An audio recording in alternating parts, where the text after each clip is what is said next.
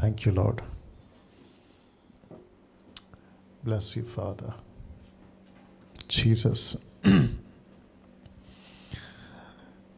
दोस्तों, आप सभी का फिर एक और बार 30वें दिन स्वागत करते हैं।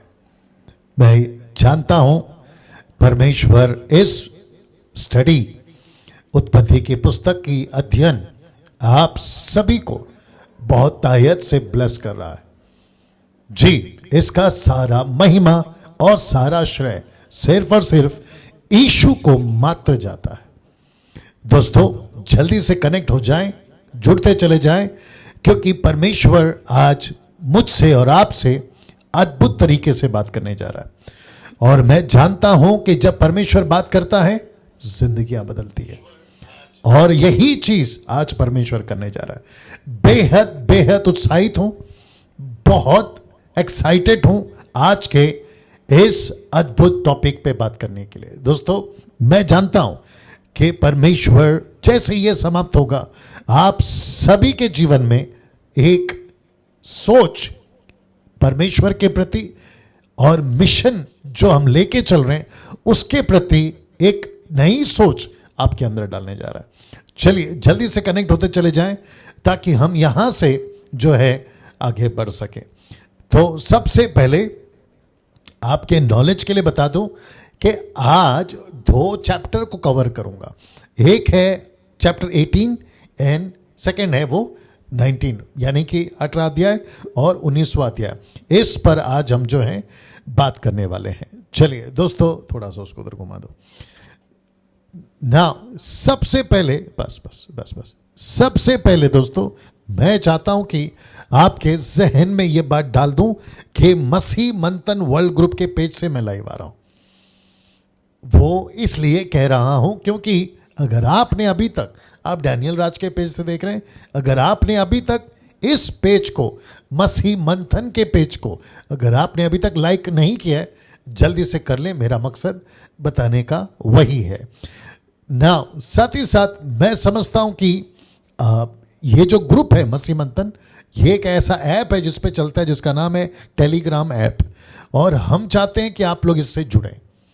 जी, अगर आपने अभी तक खुद को मसीह मंथन से नहीं जोड़ा है, मैं चाहता हूं कि जल्दी जोड़ लें। ये मकसद मसीह मंथन बैठक का क्या है, इसके ऊपर कम से कम 2 घंटे की वीडियो YouTube पे उपलब्ध है। मैं चाहता हूं कि आप लोग उसको देखें, और उससे क्या होगा कि आपको जानकारी होगी कि कैसे मसीह मंथन जो है वो काम करता है। जी दोस्तों, तो इसके साथ जुड़ने के लिए आपको ये नंबर और फिर ये नंबर, टोटल 6 नंबर आपको जो है आपके नॉलेज में रखना है और इनको कॉल करना है। अगर ये कॉल नहीं उठाते, मैसेज ड्रॉप कर दें ताकि आपको कॉल बैक कर सकें। साथ ही साथ जितने पास्टर्स हैं, आप सभी का मैं वेलकम करता हूं इस ग्रुप से जुड़ने के लिए। विशेष करके जो पास्टर्स हैं, आप सही शिक्षा, जिसको कहते हैं साउंड डॉक्ट्रिन, अगर आप वहां से हैं, आपका मैं स्वागत करता हूं। जी दोस्तों, मैं चाहता हूं कि आप लोग बड़ी तादाद में आप जो हैं इस ग्रुप के साथ में जुड़ें। जी, तो विशेष करके पास्टर्स, आप सभी का डैनियल राज यानी कि मैं वेलकम करता हूं MMB वर्ल्ड ग्रुप से जुड़ने के लिए। विशेष करके महिलाएं जो घर पर हैं, आप शादीशुदा हैं, विधवा हैं, शादी नहीं किए हैं, आप क्या कहते हैं, जवान लड़की हैं और आप सेवकाई करना चाहती हैं, हम सब मसीह मंथन वाले आपका वेलकम करते हैं हमसे जुड़ने के लिए। और मैं आपको बताऊंगा कि महिलाओं को मैं इतना ज़्यादा प्रमोट या फिर उनको क्यों उत्साहित करता हूं, क्योंकि बहुत सारे ग्रुप हैं जो नहीं चाहते कि महिलाएं सेविकाई करें। मुझे नहीं पता ऐसा क्यों करते हैं वो लोग, लेकिन परमेश्वर ने हम सबको चुना है अपनी अपनी सेविकाई के लिए।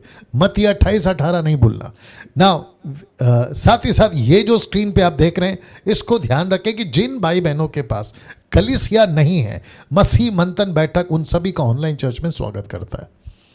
जी, मेरा मतलब है कलीसिया नहीं है, मेरा मतलब आपको पता चला कि कुछ गलत शिक्षाएं हैं जो आप लॉकडाउन के पहले या कोरोना वायरस के पहले आप जाती थी और आपको पता चला वो गलत शिक्षाएं हैं, वो चाहे किसी भी क्षेत्र में आपको पता चल गया, और परमेश्वर ने आपको शायद मेरे द्वारा या मुझ जैसे 10% जो अच्छा प्रचार करते, जिनको मैं रिस्पेक्ट करता हूं, सल्यूट करता हूं, ऐसे लोगों को आपने सुना और आपको एहसास हुआ, तेल, पानी, रुमाल, कपड़ा नीचे गिराना, हंसना, धक्का मारना, अन्य भाषा, जिब्रिश, ये सारी चीजों में, दशमांश, पैसों को लेके लूट, ये सभी चीजों में जब आपको पता चला, आपने वो कलीसिया छोड़ दी, जो कि अच्छा किया। अब आपके पास कलीसिया नहीं है, तो मसीह मंथन आपका स्वागत करता है, ठीक है ना। नाउ मसीह मंथन वर्ल्ड ग्रुप ऑनलाइन चर्च की जो चर्च चलती है कम से कम 11 भाषाओं में, उसकी समय की जानकारी ये रहा आपके स्क्रीन के ऊपर। तो मैं चाहता हूं कि आप इसको ध्यान रखें। ये सभी समय हैं, भाषा है पंजाबी, तेलुगु, ओडिया, मराठी, बंगाली, फिर उसके बाद में ये गुजराती, तमिल, इंग्लिश, कन्नड़ा, नेपाली, और फिर उसके बाद हर संडे रात 8 से 9 बजे तक मैं आता हूं, जो हिंदी में प्रचार करता हूं और समीक्षा उसको इंग्लिश में ट्रांसलेट करती है। तो ये सभी जानकारी आपके नॉलेज के लिए हम देना चाह रहे थे, जो कि आप चाहें तो उसकी स्क्रीनशॉट ले सकते हैं और अपनी अपनी लैंग्वेज या अपनी भाषा जिसमें आप कंफर्टेबल हैं, मैं चाहता हूं कि उन पास्टरों से जो चलाते हैं आप कनेक्ट हो जाएं, उनका नंबर ले सकते हैं, उनका आप जो है उनके साथ बातचीत कर सकते हैं, आपको बाइबल से कुछ पूछना है वो पूछ सकते हैं, XYZ ये सभी चीज़ें आप लोग कर सकते हैं। साथ ही साथ इसकी स्क्रीनशॉट ले लीजिएगा और मुझसे जुड़ने के लिए, डैनियल राज से जुड़ने के लिए मैं नंबर अभी आपके स्क्रीन के ऊपर रखने जा रहा हूं। लेकिन उसके पहले महिलाओं के लिए एक अच्छी खबर है कि हर शनिवार सुबह 10 से शाम 7 बजे तक हम प्रचार के लिए उन महिलाओं को मौका देंगे जो सबसे पहले मसीह मंथन से जुड़े हैं और उसके बाद में सही शिक्षा में आप लोग जो हैं प्रचार करना चाहते हैं, आपको मौका दिया जाएगा। और उसके लिए आपको करना क्या है कि इस बहन को, जिसका नाम है नीता सोलोमन, इनको संपर्क करें, ये उनका नंबर है, और उसके बाद आप जो हैं हमसे जुड़ जाएंगे या फिर आपको प्रचार का मौका दिया जाएगा। साथ ही साथ ये रहा मेरा नंबर, जो मुझसे संपर्क करना चाहते हैं, मुझसे बात करना चाहते हैं या जो भी बाइबल से प्रश्न पूछना चाहते हैं, दोपहर 2 बजे से शाम 6 बजे तक आप जो है जुड़ सकते हैं, फोन कर सकते हैं। लेकिन एक नम्र विनंती है कि प्रार्थना निवेदन नहीं देना है। जी, प्रार्थना निवेदन नहीं देना है। साथ ही साथ बल्कि आपको खुद प्रार्थना करना है और आपको बाइबल से प्रश्न पूछना है, अपनी समस्या नहीं बतानी है। क्योंकि अक्सर लोग जो है अपनी समस्या बताते हैं और जिसके चलते मैं आपको नहीं बात कर पाऊंगा, ये तब तक जब तक कि आप मसीह मंथन से नहीं जुड़ते।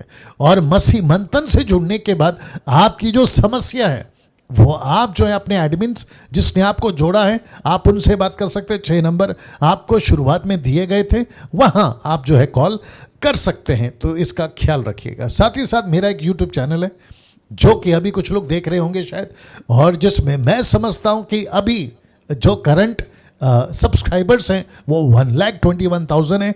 और मैं उन सभी की रिस्पॉन्सिबिलिटी लेता हूं कि आपको सही सिखाऊं, सही शिक्षा सिखाऊं, बाइबल की बातें सिखाऊं, और वो भी कॉन्टेक्स्ट में, सही संदर्भ में।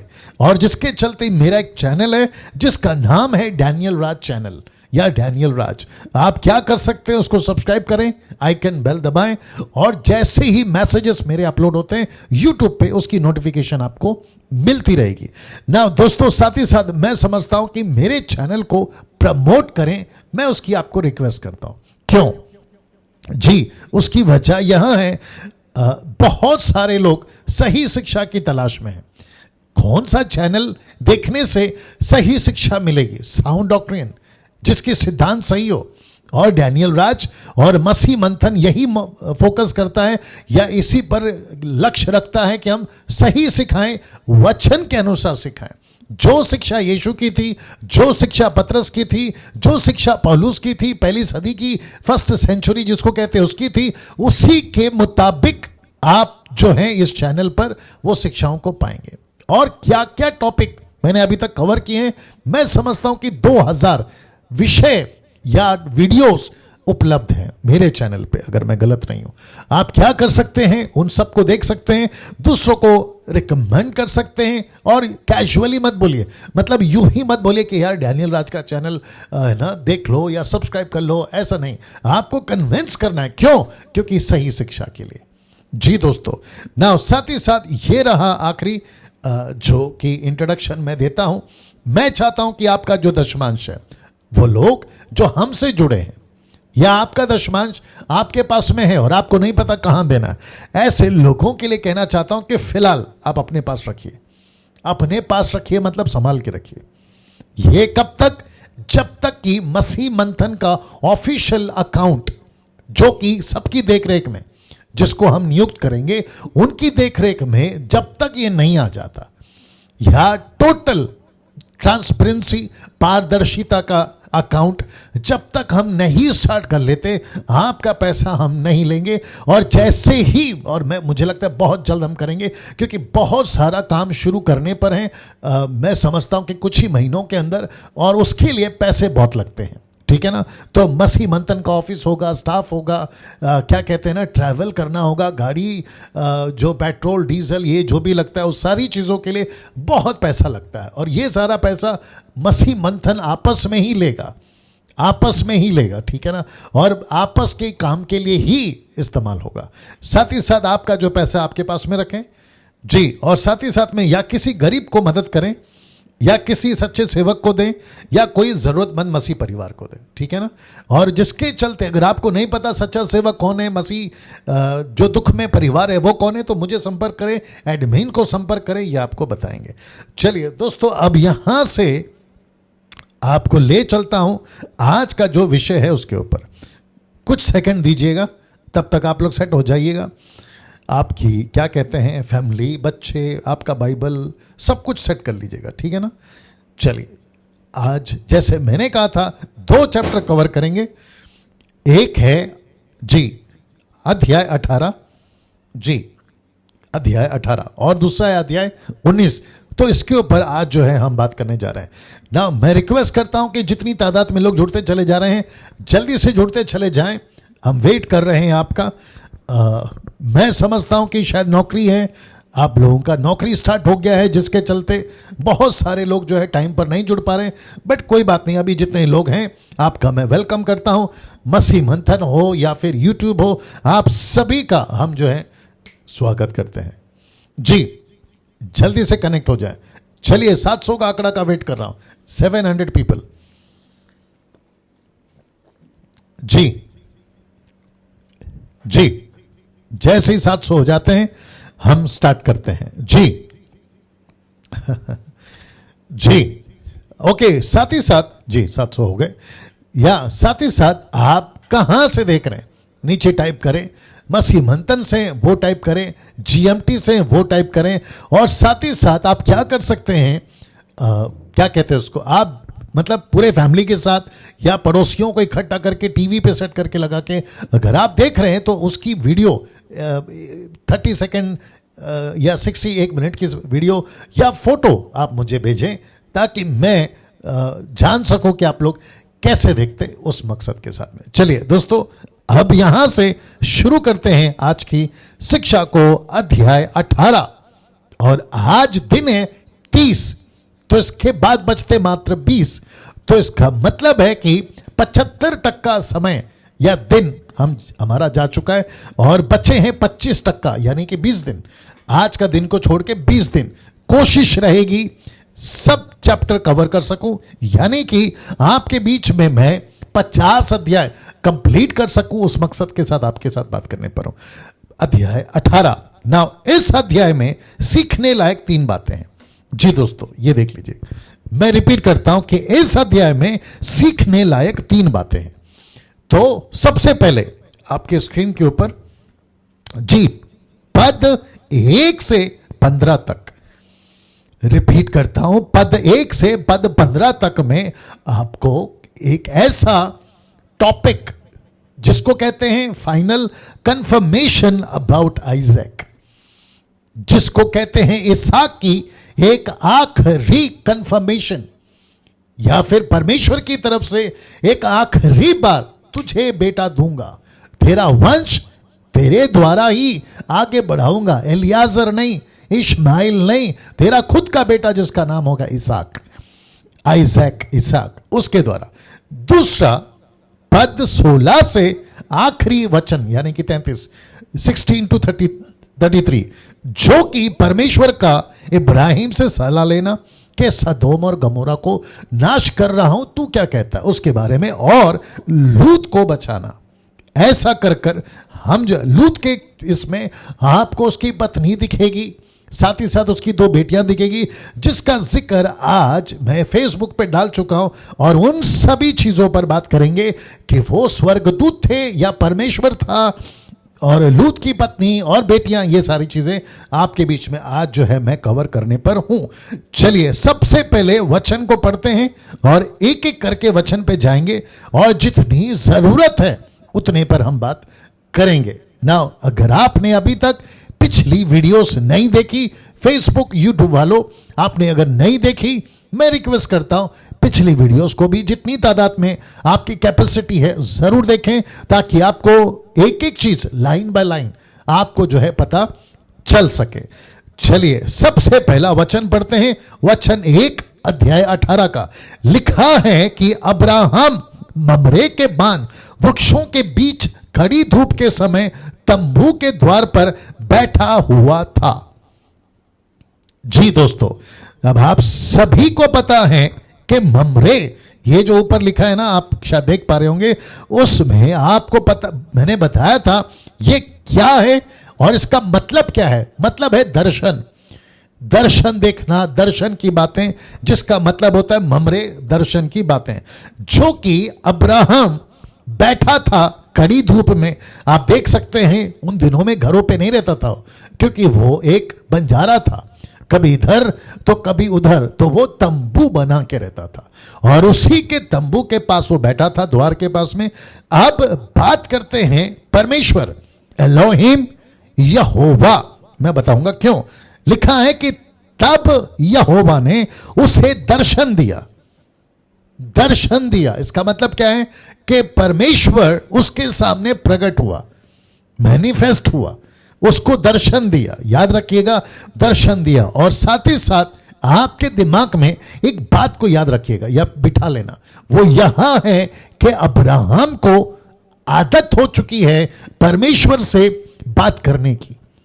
मैं रिपीट करता हूं, आपके दिमाग में एक बात को डाल लीजिए कि अब्राहम को आदत हो चुकी है परमेश्वर से बात करने की, क्योंकि अध्याय 12 से जब तक चैप्टर खत्म नहीं होता अब्राहम का, तब तक मैं आपको बताता चलो 25 अध्याय में वो समाप्त हो जाएगा, 25 या 26 में, ठीक है ना।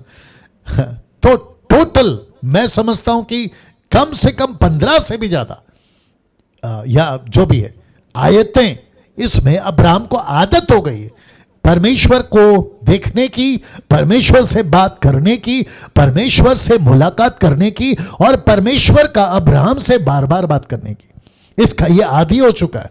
तो जब हम टॉपिक पे बात करेंगे कि वो स्वर्गदूत थे या परमेश्वर थे, तो कम से कम आप कोई भी लॉजिक लगाओ या लगाते हो, या जो भी स्कॉलर्स या जो भी बाइबल के जानकार या बाइबल के प्रचारक या सो कॉल्ड टीचर्स, उनको अगर कोई भी स्टेटमेंट देना है या मुझे भी स्टेटमेंट देना है आज, जो कि मैं दूंगा, और साथ ही साथ भारत के जितने लोग हैं जब स्टेटमेंट देते हैं, उनके दिमाग में यह बात होनी चाहिए कि अब्राहम वो व्यक्ति है जो परमेश्वर से बात करने में, परमेश्वर को पहचानने में, परमेश्वर कौन है जानने में आदी हो चुका है, उसको आदत पड़ चुकी है।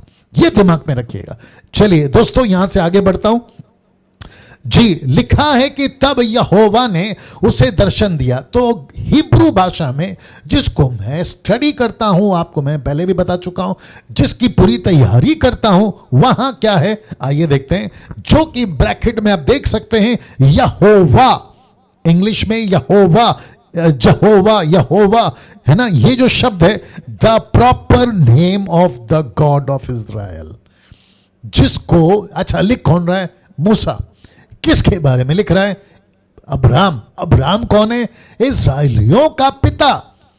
तो एक नेशन को जो परमेश्वर एलोहिम ने अपने आप को प्रकट किया था आदम पर, हनोक पर, मुंह पर ऐसा परमेश्वर मूसा को बता रहा है, मैं वही परमेश्वर हूं जिसको तुम लोग अभी 430 साल की गुलामी से बाहर निकलकर अभी 6 लाख लोग 40 साल के यात्रा जिसको कहते हैं जंगल, उसमें निकल पड़े हो। ये वही परमेश्वर है जिसको कहते हैं यहोवा।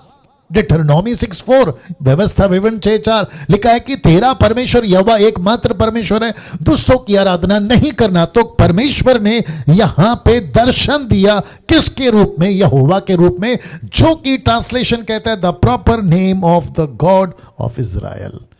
ये परमेश्वर इजराइल का परमेश्वर है। मैं चाहता हूं कि आपका ये जो थंब और साथ ही साथ ये जो हार्ट का ये जो टिक टिक टिक टिक चलता रहता है ना, उसको बिजी रखिए, उसको जारी रखिए। मैं बराबर बोलते आ रहा हूं जी। मैं समझता हूं कि 950 लोग जुड़ गए हैं, थोड़ा सा लेट जुड़ रहे हैं, मुझे नहीं पता, लेकिन कोशिश करिए कि आप लोग टाइम टू टाइम आया करें। वाह, चलिए दोस्तों वापस आता हूं। लिखा है कि परमेश्वर ने, यहोवा ने दर्शन दिया, और वो भी किसको दिया? अब्राहम को दिया। कहां दिया? जहां उसकी आदत हो गई थी, वो आदी हो चुका था, और वह है ममरे, जिसका मतलब है दर्शन। ठीक है ना?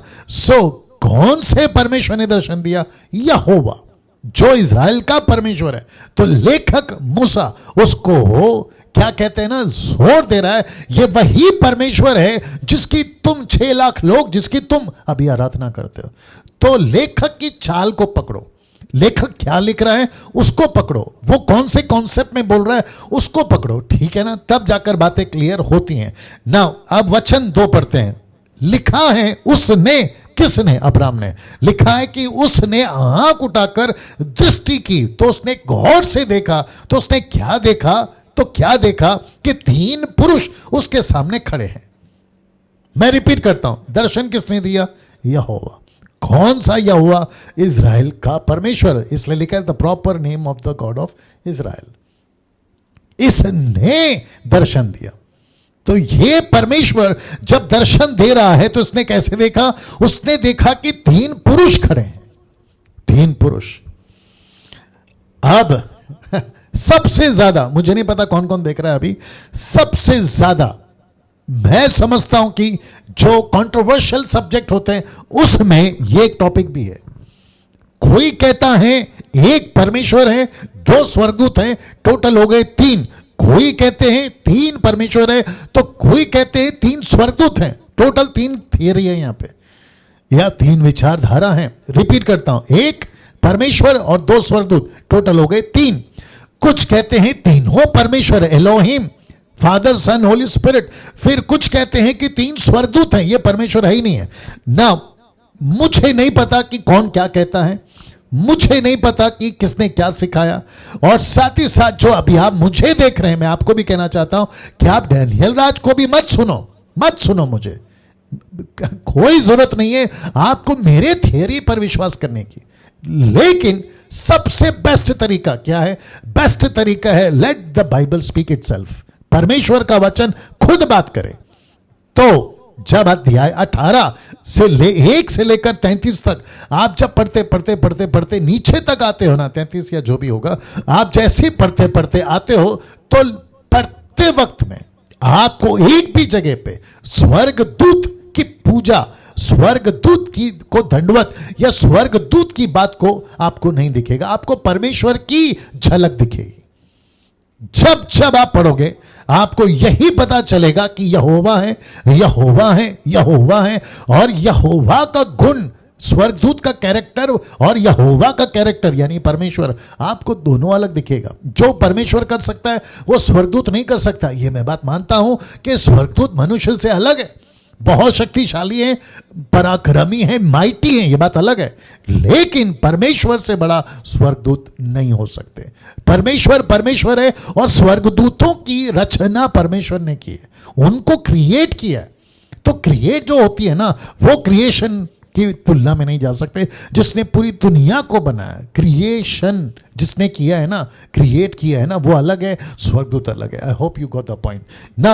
1000 लोग जुड़ चुके हैं, आप सभी का मैं स्वागत करता हूं, आखिर तक बने रहिएगा। चलिए दोस्तों वापस आते हैं। लिखा है कि उसने आंख उठाकर दृष्टि की तो क्या देखा कि 3 पुरुष उसके सामने खड़े हैं। ये 3 पुरुष कौन है? जो कि ये वचन कहता है कि तब यहोवा ने दर्शन दिया। जब बाइबल बात कर रही है, डैनियल राज की मत सुनो, किसने क्या बोला मत सुनो। जब आपको पता चलता है कि यह परमेश्वर है, बिल्कुल स्पष्ट आप पढ़ सकते हैं, the proper name of the god of Israel. यहोवा ने दर्शन दिया। परमेश्वर को अगर स्वर्गदूत को भेजना होता तो लिखा होता कि स्वर्गदूत ने दर्शन दिया। ऐसा नहीं लिखा होता कि परमेश्वर ने जो है, अगर स्वर्गदूत होता तो परमेश्वर नहीं लिखता कि परमेश्वर ने, यहोवा ने दर्शन दिया। यहोवा ने दर्शन दिया तो यहोवा ही लिखेगा। अब आगे पढ़ते हैं, और क्योंकि आगे आपको और भी क्लियर होगा। लिखा है कि जब उसने उन्हें देखा तब वह उनसे भेंट करने के लिए तंबू के द्वार से दौड़ा। मैं वापस कहता, दिमाग में एक पिक्चर रखो। अब्राहम वह है जो आदी हो चुका है, जिसको आदत हो चुकी है परमेश्वर से बात करने की। दिमाग में इसको रखिएगा। जैसे आपके बच्चे को आदत है ना अपने बाप की, आपके बच्चे को आदत है ना कि उसका बाप कौन है। मैं एग्जांपल देता हूं, पता नहीं बुरा लगेगा नहीं लगेगा, कैसा लगेगा आपको। अंकल आता है तो बाप बच्चे को पता चलता है, और बाप आता है तो बच्चे को पता चलता है। रिपीट करता हूं, अंकल और बाप में फर्क क्या है ना, ये बच्चे को पता चलता है। हाँ, बच्चे को उल्लू नहीं बना सकते कि अंकल को बाप बना दो और बाप को अंकल बना दो।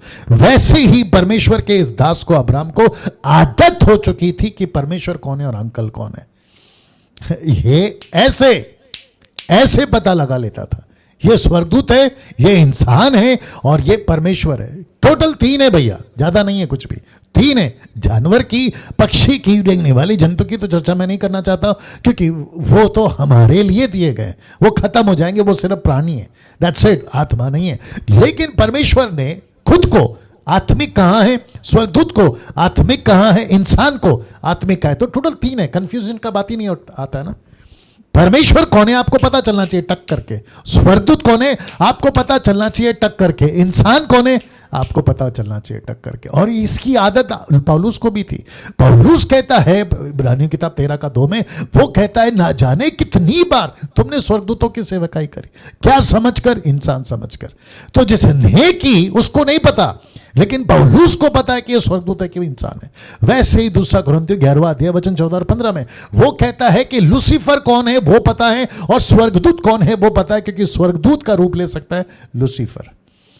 See the difference. कंफ्यूजन हम होते हैं, कंफ्यूजन हम जैसे लोग होते हैं जो बाइबल को ठीक से नहीं पढ़ते, लेकिन उस वक्त के लोग कंफ्यूजन नहीं होते थे। अगर मूसा को दर्शन मिला, निर्गमन की किताब 3 अध्याय में, अगर मूसा को दर्शन मिला तो उसको पता था कि यह स्वर्गदूत है या परमेश्वर है, क्योंकि उसको भी पता था कि मैं किससे बात कर रहा हूं। कम से कम 80 साल का बुढ़ा मूसा, उसको पता था। वैसे ही अब्राहम को पता था मैं किससे बात कर रहा हूं। तो लिखा है कि वो दौड़ा, और जैसे ही दौड़ा, शब्द को देखिए, जैसे ही दौड़ा, लिखा है भूमि पर गिरकर दंडवत की और कहने लगा। क्या कहता है बाद में बताता हूं, लेकिन पिक्चर देख लीजिए, ये देख लीजिए, और साथ ही साथ ये देख लीजिएगा। नाउ सबसे पहली चीज लिखा है, शब्द लिखा है दंडवत किया, मुंह के बल गिरकर उसको उसने प्रणाम किया। किसको करते हैं दंडवत? स्वर्गदूत को? बिल्कुल नहीं। किसको करते हैं दंडवत? मनुष्य को? बिल्कुल नहीं। तो किसको करते हैं? परमेश्वर को। मैं रिपीट करता हूं, किसको करते हैं? परमेश्वर को। कौन सी थियरी पे मैं चल रहा हूं मैं आपको वो भी क्लियर करूंगा। एक परमेश्वर, 2 स्वर्गदूत, ये 3 ऐसा है, या तीनों स्वर्गदूत हैं ऐसा है, या तीनों परमेश्वर है, एलोहिम, पिता, पुत्र, पवित्र आत्मा, ऐसा है। कौन सा है मैं आपको क्लियर करूंगा, लेकिन फिलहाल सुनते जाइएगा। वापस आते हैं इसके ऊपर। तो लिखा है दौड़ा, और दौड़कर, मैंने जिसको हाईलाइट किया लाल में, लिखा है अच्छा मैं थोड़ा सा इधर आ जाता हूं, ये आप लोग को दिख रहा है जी। तो दौड़कर उसने उसको दंडवत किया। तो रिपीट करता हूं कि दंडवत किसको करते हैं? ऑफ कोर्स परमेश्वर को। और मैं वापस कहता हूं कि इसको पता था कि परमेश्वर कौन है, इसको अच्छे से पता था। मैं वापस कहता, दिमाग में बात रखिएगा। तो ये पिक्चर आपको मदद करेगी कि ऐसा कुछ हुआ था और ये होते थे तंबू। मैंने आपको समझाने के लिए, आपके दिमाग में रखने के लिए, आपको मदद के लिए फोटो डाला है। एग्जैक्टली ऐसा ही हुआ होगा, इसका कोई गारंटी मैं नहीं लेता हूं। ठीक है ना दोस्तों, आपको समझना बहुत जरूरी है। नाउ वापस आते हैं ये फोटो के ऊपर जी। आप इसको ठीक से देख लीजिएगा पहले, फिर उसके बाद बात करते हैं, ठीक है ना। और साथ ही साथ ये फोटो जी, अब वचन 3 लिखा है, 3 4 5 लिखा है, हे प्रभु। शब्द पे गौर करिए, इंग्लिश ट्रांसलेशन है लॉर्ड, LORD, लॉर्ड। लिखा है कि हे प्रभु, यानी कि लॉर्ड, हे प्रभु, यदि मुझ पर तेरी अनुग्रह की दृष्टि है तो मैं विनती करता हूं कि अपने दास के पास से चला ना जा। वचन 4, मैं थोड़ा सा जल लाता हूं, आप अपने पांव धोकर उस वृक्ष के नीचे विश्राम करें। वचन 5, फिर मैं एक टुकड़ा रोटी ले आऊं, उससे आप अपने अपने जीव को तृप्त करें। याद रखो प्लूरल वर्ड है, अपने अपने, बहुवचन। फिर कहता है तब उसके पश्चात आगे बढ़ जाना, क्योंकि आप अपने दास के पास इसीलिए पधारे हैं। उन्होंने कहा जैसा तू कहता है वैसा ही कर। तो टोटल कन्वर्सेशन, बातचीत यहां पे चल रही है। इस बातचीत में आपको एक भी जगह पे, वापस कहता हूं, स्वर्गदूत शब्द नहीं मिलेगा अभी तक, आगे तो भी नहीं मिलेगा, लेकिन फिलहाल लेके चलते हैं, उसको दिमाग में रखेगा। हे प्रभु, यहां से कन्वर्सेशन शुरू होता है। फिर कहता है मैं जानता हूं कि आप निकले हो एक मिशन पे, एक मकसद के लिए, लेकिन उसके पहले मैं चाहता हूं कि आप मेरे साथ में खाना खाएं, बैठे, बातचीत करें, ये सारी चीजें। अब प्रश्न यहां उठता है, क्या परमेश्वर खाना खाता है? क्या परमेश्वर खाना खाता है? अब इसके बारे में मेरे पास में एक ही लॉजिक है। लॉजिक यह है कि जब यीशु जी उठा तो क्या उसने, पहला यूहन्ना की किताब, नॉट पहला, द बुक ऑफ जॉन, सुसमाचार यूहन्ना की पत्री, उसके 21 अध्याय में पतरस को 153 मछली पकड़कर, फिर लिखा है कि भूंज कर उन्होंने आपस में खाया, रोटी खाई, दाखरस पिया। फिर ये क्या था? ये क्या था? ऐसे परमेश्वर क्या कर सकता है, परमेश्वर क्या खा सकता है, नहीं खा सकता है, इसकी किसी भी प्रकार का डॉक्ट्रिन या स्टेटमेंट आप और हम नहीं दे सकते। वो परमेश्वर है, वो जो चाहे कर सकता है। तो ये प्रश्न मत उठाओ कि उसने खाना कैसे खाया। तो फिर प्रश्न ये भी उठेगा, क्या स्वर्गदूत खाना खा सकते हैं? फिर ये भी प्रश्न उठेगा, ये भी प्रश्न उठेगा जी। ये सब कुछ आपके दिमाग में रखिएगा आप लोग, ठीक है ना जी। ये सब कुछ आपके दिमाग में रखिएगा ना। मैं वापस कहता हूं, आप जब पढ़ते हैं, स्टेटमेंट पढ़ते हैं, वचन पढ़ते हैं, पढ़ते वक्त में लेखक की चाल पकड़ो। वो क्या लिख रहा है, किसको लिख रहा है, कैसे लिख रहा है। डैनियल राज क्या बोल रहा है, सेकेंडरी। किसी और ने क्या बोला, सेकेंडरी। अमेरिकन, अफ्रीकन, जापानीज ने क्या बोला, वो सब बाद में। वचन क्या कहता है आपको वो पकड़ना है। तो अभी तक हमने देखा, जो कि एक भी जगह पे स्वर्गदूत आपको नहीं मिलेगा। आगे बढ़ते हैं, वचन 6 लिखा है, तब अब्राम तुरंत तंबू में सारा के पास गया और कहा, 3 सा मैदा जल्दी से गूंद फूल के बना। फिर अब्राम गाय बैल के झुंड में दौड़ा, एक कोमल और अच्छा बछड़ा लेकर अपने सेवक को दिया। उसने जल्दी से उसे पकाया। वचन 8, तब उसने दूध, दही, बछड़े का मांस जो उसने पकाया था लेकर उनके आगे परोस दिया। और लिखा है, वे और आप वृक्ष तले उनके पास खड़ा रहा और वे खाने लगे। अभी तक यही पता चल रहा है कि टोटल कन्वर्सेशन में परमेश्वर, परमेश्वर, यहोवा, यहोवा, the real name of Israel, the god of Israel, ऐसा नाम आ रहा है जी।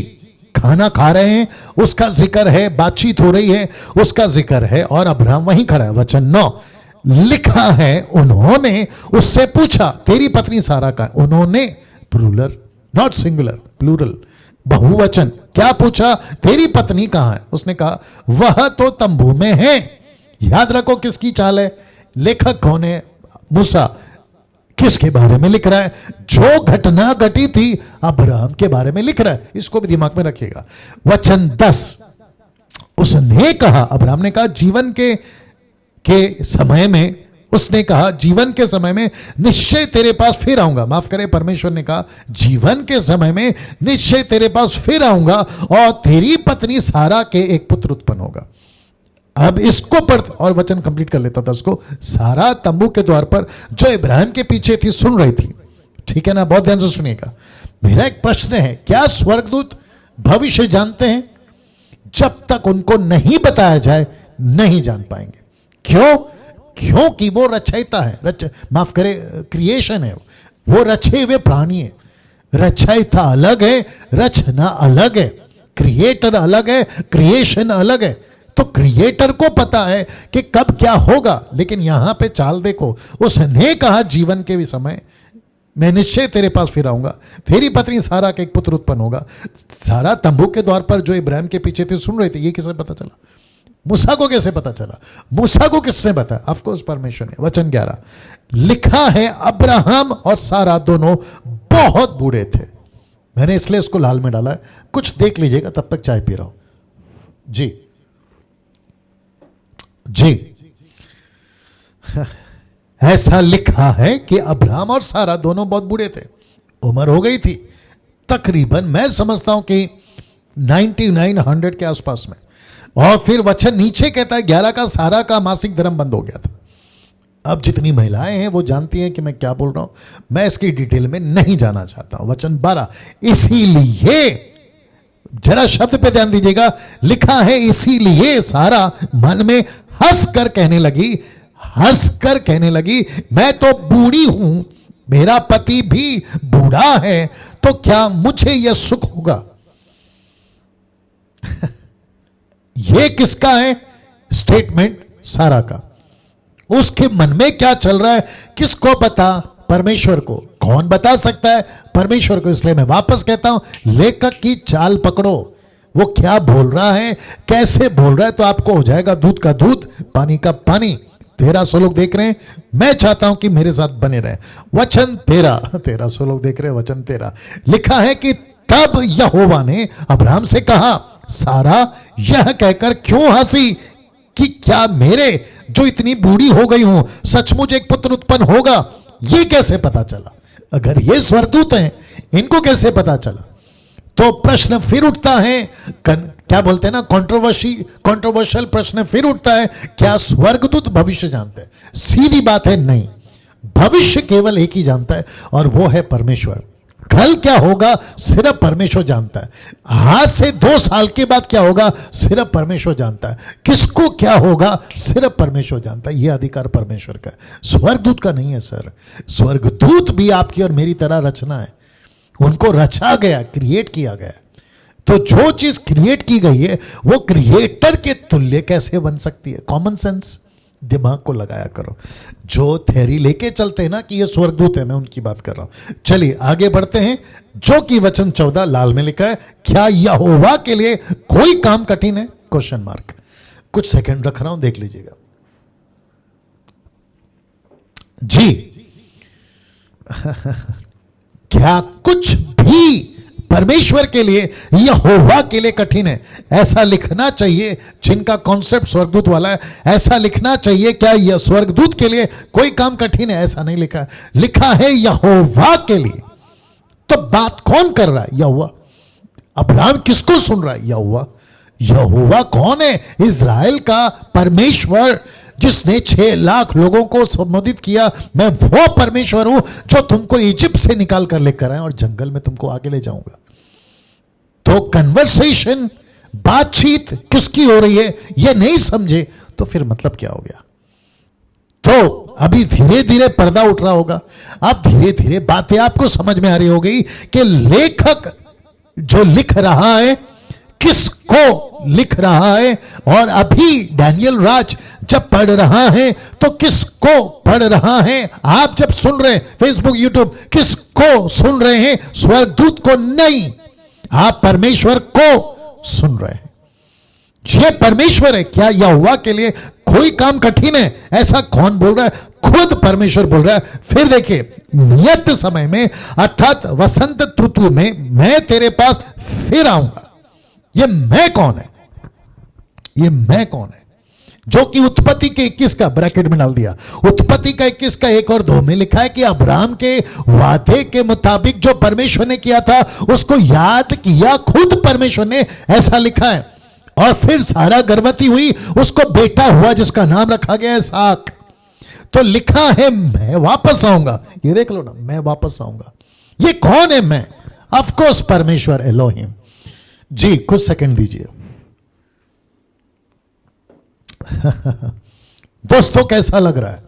नीचे टाइप करें। वापस कह रहा हूं, टिक टिक आपका थंब, आपका हार्ट, ये लगातार चलते रहना चाहिए। ये धर्मेंद्र मयूरा, नो सर क्यों लिख रहा है भाई? महेंद्र मयूरा, नो क्यों लिख रहे हैं भाई साहब? आपका नो से क्या मतलब है? कल कॉल करिए, कमेंट बॉक्स में कुछ नहीं डालना, नहीं तो हमारे जो एडमिन्स हैं वो आपको तकलीफ दे देंगे। इसका जरा ख्याल रखिएगा। जी आपने नो क्यों लिखा पहले वो समझा देना। जी वापस आते हैं। ऐसा लिखा है, क्या यहोवा के लिए कोई काम कठिन है? नियत समय में अर्थात वसंत ऋतु में मैं तेरे पास फिर आऊंगा और सारा के पुत्र उत्पन्न होगा। ये देखो, ये कौन बोल सकता है? ये सिर्फ और सिर्फ परमेश्वर बोल सकता है। ये सिर्फ और सिर्फ परमेश्वर बोल सकता है। ये सिर्फ और सिर्फ परमेश्वर बोल सकता है। जी ना दोस्तों, इसको देखिए वचन 15। तब सारा डर के मारे यह कहकर मुकर गई, मैं नहीं हंसी। उसने कहा नहीं, तू तो हंसी थी। ये कन्वर्सेशन है, इसको भी ध्यान में रखिएगा ना। अब यहां तक क्या पता चल रहा है? यहां तक यह पता चल रहा है कि कन्वर्सेशन हुआ है और जिसको मैंने लिखा था कि फाइनल कंफर्मेशन अबाउट आइजैक, यहां पे बात खत्म होती है। वचन 15 माफ करें, वचन 16 शुरू होता है अब अलग टॉपिक के साथ। कौन सा टॉपिक है मैं वो भी बताता हूं। परमेश्वर का इब्राहिम से सलाह लेना और लूत को बचाना, ये कन्वर्सेशन यहां पे अभी चल रहा है और मैं चाहता हूं कि आप उस कन्वर्सेशन को समझें, ठीक है ना? आइए देखते हैं वो कन्वर्सेशन क्या है। 1400 लोग देख रहे हैं, मैं आप सभी का स्वागत करता हूं, आखिर तक बने रहिएगा। चलिए वापस आते हैं वचन 16 से 33 तक। वचन 16, फिर वे पुरुष वहां से चले सदोम की ओर दृष्टि की। अब्राहम उन्हें विदा करने के लिए उनके संग संग चला। फिर देखो शब्द क्या है? वे पुरुष। अब जिनको तकलीफ है कि वो स्वर्गदूत थे तो लिखना क्या चाहिए? स्वर्गदूत, लेकिन नहीं लिखा है। लिखा क्या है? पुरुष। और ये कौन से पुरुष हैं? मूसा के हिसाब से, अब्राहम के हिसाब से, जो उसने देखा था दृष्टि उठाकर कि मुझे 3 पुरुष दिख रहे। 3 पुरुष। ये 3 पुरुष परमेश्वर ने खुद को प्रकट किया। जैसे शद्रक मेशक अबेदनगो बेबीलोनियंस का नेम के हिसाब से, उनके बीच में चौथा कौन था? आप कुछ कहेंगे स्वर्गदूत था, लेकिन नबूकदनेस्सर को पूछो, वो शद्रक मेशक अबेदनगो को पूछो कि परमेश्वर के पुत्र के जैसा क्या यीशु ओल्ड टेस्टमेंट में नहीं था? बिल्कुल था, बिल्कुल था, बराबर था। 1500 हो गए थे अभी। चलिए कोई नहीं, माफ करें 1500, 1500 टोटल। जी वापस आते हैं। फिर वे पुरुष वहां से चले, पुरुष चले, स्वर्गदूत नहीं, पुरुष चले मूसा के हिसाब से, अब्राहम के हिसाब से। ना इसको ध्यान दीजिएगा। और सदोम की ओर दृष्टि की, अब्राहम उन्हें विदा करने के लिए उनके संग संग चला। वचन 17 लिखा है कि तब यहोवा ने कहा, यह जो मैं चाहता हूं, शब्द पे ध्यान दीजिए, स्वर्गदूत ने नहीं कहा। किसने कहा? यहोवा ने कहा। तो यहां भी यहोवा है। लिखा है कि यहोवा ने कहा, यह जो मैं करता हूं उसे क्या अब्राहम से छिपा रखूं? लिखा है मैं कर रहा हूं, स्वर्गदूत नहीं कर सकते। स्वर्गदूत को सिर्फ और सिर्फ आज्ञा पालन करने के लिए रखा है। मैं कुछ सेकंड रख रहा हूं। जी देख लीजिए, 1500 लोग आ गए हैं। जी मेरे साथ में बने रहे। Wonderful Jesus. जी वापस आते दोस्तों, आपके बीच में कुछ ऐसी चीजें आज उजागर होंगी, जिसको सुनकर देखकर आप खूब मजा करोगे। परमेश्वर के वचन की बात कर रहा हूं जी। लिखा है तब यहोवा ने कहा, यह जो मैं करता हूं, ये जो शब्द है ना मैं, ये जो मैं करता हूं उसे क्या इब्राहिम से छुपा के रखूं? बिल्कुल नहीं। वचन 18, इब्राहिम से तो निश्चय एक बड़ी और सामर्थी जाति उपजेगी और पृथ्वी की सारी जातियां उसके द्वारा आशीष पाएंगी। वचन 19, क्योंकि मैं जानता हूं, शब्द देख लीजिए, मैं जानता हूं कि वह अपने पुत्रों परिवार को जो उसके पीछे रह जाएंगे आज्ञा देगा कि वे यहोवा के मार्ग पर अटल बने रहें और धर्म न्याय करते रहें, ताकि जो कुछ यहोवा ने इब्राहिम के विषय में कहा है उसे पूरा करे। यह एंगल है मूसा का। वाव। तो इसका मतलब है कि अभी भी एक भी जगह पे आपको स्वर्गदूत नहीं मिलेगा। आपको परमेश्वर यहोवा और मूसा की दृष्टि से, माफ करें, अब्राहम की दृष्टि से पुरुष आपको दिखेगा। वचन 20, फिर यहोवा ने कहा, लिखा है सदोम और अमोरा की चिल्लाहट बढ़ गई है, उनका पाप बहुत भारी हो गया। शब्द पे ध्यान दीजिए, वचन 21 में लिखा है इसीलिए मैं वापस आता हूं। लिखा है कि मैं उतर कर देखूंगा। किसने कहा? अब्राहम से किसने कहा? स्वर्गदूत ने नहीं कहा। परमेश्वर कहता है कि मैं उतर कर नीचे देखूंगा कि उसकी चिल्लाहट मेरे कानों तक पहुंची है, उन्होंने ठीक वैसा ही काम किया कि नहीं, और ना किया हो तो मैं उसे जान लूंगा। मैं देखना चाहता हूं। तो शब्द है मैं आई। ये कौन है? 1600 लोग जुड़ गए। आप सभी का स्वागत करता हूं, 1600 लोगों का जी। वापस आते हैं दोस्तों। ऐसा लिखा है कि परमेश्वर कहता है, लिखा मैं उतर कर आऊंगा। वचन 20 को देख लीजिए, फिर यहोवा ने कहा, स्वर्गदूत नहीं है दोस्तों। तो कम से कम अभी यहां पे ये कॉन्सेप्ट क्लियर होता है। 1700 लोग जुड़ गए जी। अब यहां पे ये कॉन्सेप्ट क्लियर होता है कि सबसे पहली चीज, बड़े ध्यान से सुनिएगा और एडमिन्स आप लोग का नजर कमेंट बॉक्स पे रखिएगा जी। वापस आते हैं। ये परमेश्वर है जो नीचे उतर कर आया। ये मनुष्य या स्वर्गदूत की बात नहीं हो रही है, परमेश्वर की बात हो रही है ना। लिखा है मैं जाकर देखूं वाकई में ऐसा ही है या कैसा है। किसकी नजर से? मूसा की नजर से। किसकी नजर से? अब्राहम की नजर से। यह कन्वर्सेशन उनको कन्विंस करने के लिए। लेकिन परमेश्वर तो सब जानता है, उसको नीचे उतर कर देखने की जरूरत नहीं है, लोगों को समझाने के लिए ना। वचन 22 लिखा है तब वे पुरुष वहां से मुड़ के सदोम की ओर जाने लगे। लिखा है कि तब वे पुरुष, कौन देख रहा है? अब्राहम देख रहा है। लिख कौन रहा है? मूसा लिख रहा है। तो उनकी नजर से जो परमेश्वर ने दर्शन दिया था, अब्राहम की नजर से ऐसा उसको दिखाई दिया कि जिस 3 पुरुषों को मैंने देखा था वे उस तरफ जा रहे, उस तरफ जा रहे। अब जरा ध्यान दीजिएगा, शब्द पे ध्यान दीजिएगा। लिखा है पर अब्राहम यहोवा के आगे खड़ा रहेगा। तब वे पुरुष वहां से मुड़ के सदम की ओर जाने लगे, पर अब्राहम यहोवा के सामने खड़ा रह गया। तब अब्राहम उसके समीप जाकर कहने लगा। तब वे पुरुष वहां से मुड़ के सदम की ओर जाने लगे, पर अब्राहम यहोवा के आगे खड़ा रह गया। मतलब उन्हीं के आगे जो जा रहे हैं ना, उन्हीं के आगे। ये पुरुष अलग, यहोवा अलग। ये कन्वर्सेशन यहां पे नहीं है, वैसे नहीं पढ़ना। लिखा है उनके आगे खड़ा हो गया। क्यों खड़ा हो गया अभी आपको बताता। वचन 23 में तब अब्राहम उसके समीप जाकर कहने लगा। किसके सम्मुख कहने लगा? परमेश्वर यहोवा के। लिखा है क्या तू सचमुच दुष्टों के संग धर्मी का विनाश करेगा? जी, मैं रिक्वेस्ट करता हूं मेरे साथ बने रहे 1700 लोग, आखिर तक बने रहे, वापस नहीं जाना पीछे जी। वापस आते हैं। लिखा है परमेश्वर यहोवा के आगे अब्राहम खड़ा हो गया। क्यों खड़ा हो गया? उसका ये रीजन, ये वाला क्या तू सचमुच दुष्टों के संग धर्मी का विनाश करेगा? जितने बाइबल स्टडी करना चाहते हैं ना, आपको बहुत ध्यान से सुनना होगा। मैं ऐसे ऐसे एंगल और ऐसे ऐसे पॉइंट्स आपके बीच में रखने की कोशिश करता हूं जो कि आप सीखें, उसी की वजह से कह रहा हूं ना। वचन 24 कदाचित उस नगर में 50 धर्मी हो। यह कन्वर्सेशन किसने स्टार्ट किया? अब्राहम ने। क्यों? क्योंकि यह दूसरी बार है जब अब्राहम अपने भतीजे लूत को बचाना चाह रहा है। यह दूसरी बार है।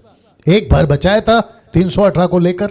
आप सभी जानते हैं कम से कम 9 राजाओं ने आपस में झगड़ा किया, और आप जानते हैं मैं उसका प्रचार कर चुका हूं। मेरे साथ में बने रहे। लिखा है कदाचित उस नगर में 50 धर्मी हो, तो क्या तू सचमुच उस स्थान को नष्ट करेगा? उन 50 धर्मियों के कारण जो उसमें हो ना छोड़ेगा। इस प्रकार का काम करना तुझसे दूर रहे। किससे दूर रहे? तुझसे। ये तुझसे कौन है? स्वर्गदूत या परमेश्वर? कन्वर्सेशन को अंडरस्टैंड करो। किसको कह रहा है? ऐसा काम तुझसे दूर रहे कि दुष्टों के संग धर्मी को भी मार डाले, और धर्मी और दुष्ट दोनों की एक ही दशा हो, यह तुझसे दूर रहे। क्या सारी पृथ्वी का न्याय ना करेगा? सारी पृथ्वी का न्याय कौन है? परमेश्वर। वो परमेश्वर को न्याय कह रहा है, स्वर्गदूत को कैसे कह सकता है? तो जिनकी कॉन्सेप्ट और जिनकी थियरी परमेश्वर वाली नहीं स्वर्गदूत वाली है, तो कन्वर्सेशन में स्वर्गदूत तो है ही नहीं। मुझे एक भी जगह पे आप में से कोई भी निकाल कर बताए जहां लिखा हो कि वो स्वर्गदूत है, नहीं मिलेगा आपको। तो इसका मतलब क्या है? इस प्रकार का काम करना तो उससे दूर रहे कि दुष्टों के संग धर्मी को भी मार डाले, क्योंकि सारी पृथ्वी का न्याय ना करे। वचन 26। अब यहां पे स्वर्गदूत नहीं, यहोवा बात कर रहा है। लिखा है यहोवा ने कहा, यदि मुझे सदोम में 50 धर्मी मिले तो उनके कारण उस सारे स्थान को छोड़ूंगा। यह डिसीजन कौन ले सकता है? स्वर्गदूत या परमेश्वर? ऑफ कोर्स परमेश्वर। स्वर्गदूत कैसे ले सकता है? दोस्तों, ये सारी चीजें आपको मैं बार बार क्यों कह रहा हूं कि कुछ लोगों ने ये कॉन्सेप्ट निकाला है, ये स्वर्गदूत थे। स्वर्गदूत नहीं है। आप देख लीजिए, आपके बीच में रख रहा हूं। Let the Bible speak. मैंने पहले ही बता दिया। परमेश्वर का वचन बात करे। डैनियल राज क्या चीज है? अमेरिकन, अफ्रीकन, जापानीज लोग क्या चीज है? मनुष्य क्या चीज है? परमेश्वर बात करे। मैं वही तो आपके बीच में रख रहा हूं ना। अब इसको देखिए, वचन 27। फिर अब्राहम ने कहा, हे प्रभु सुन, मैं तो मिट्टी और राख हूं। ये स्टेटमेंट मेरे को अलग लगा। मैं तो मिट्टी और राख हूं। ऐसी प्रार्थना बहुत लोग करते हैं। मैं सपोर्ट नहीं करता इसको। अब्राहम ने ऐसा क्यों कहा मुझे नहीं मालूम। उसकी नम्रता थी या उसका क्या था पता नहीं, लेकिन कम से कम आज इसकी कॉपी मत करिए। मैं राख हूं, मैं मिट्टी हूं, मत बोलिए। आप परमेश्वर का बेटा बेटी हैं। वो आपका पति, वो आपका पिता, वो आपका दूल्हा, आप उसकी दुल्हन हैं। उसने आपको मिट्टी और राख नहीं बनाया, तो ये दिमाग में रखिएगा। लिखा है तो भी मैंने इतनी डिढ़ाई मतलब हिम्मत की कि तुझसे बातें करो। वचन 28। कदाचित उन 50 धर्मियों में 5 घट जाए। तो देखो 50 से शुरू किया, अभी 45 पे आ गया, ठीक है ना। तो क्या तू 5 ही के घटने के कारण उस सारे नगर का नाश करेगा? उसने कहा, यदि मुझे उसमें 45 भी मिले तो भी उसका नाश ना करूंगा। वचन 29। फिर उसने कहा, यह भी कहा, कदाचित वहां 40 मिले। उसने कहा, तो मैं 40 के कारण भी ऐसा ना करूंगा। तो पहला 50, फिर उसके बाद में क्या कहते हैं 40, 5 कम 45, फिर अब आगे कहां जा रहा है 40 ना। इसको देखिए वचन 30। लिखा है फिर उसने कहा, हे प्रभु क्रोध ना कर। तो मैं कुछ और कहूं। किसको कह सकते क्रोध ना कर? स्वर्गदूत को। स्वर्गदूत को गुस्सा क्यों आएगा? बिजनेस में 200 लोग जुड़ गए। 2200 लोग जुड़ गए। वाह मुझे नहीं पता ये लोग कौन है। आप सभी का स्वागत है। आप मेरे हिंदू, मुस्लिम, सिख, ईसाई, आप जो भी मेरे भाई, 2300 लोग जुड़ गए। मैं आपका स्वागत करता हूं। वाह, बट मुझे और चाहिए। लिखा है फिर उसने कहा, हे प्रभु क्रोध ना कर। तो मैं कुछ और कहूं, कदाचित वहां 30 मिले। अब ये आ गया 30 पे, 2400 हो गए। ये आ गया 30 पे। उसने कहा, यदि मुझे वहां 30 भी मिले तो भी ऐसा ना करूंगा। 31। फिर उसने कहा, हे प्रभु सुन, मैंने इतनी डिढ़ाई तो की है कि तुझसे बातें करूं, कदाचित उसमें 20 मिले। उसने कहा, 20 के कारण भी उसका नाश ना करूंगा।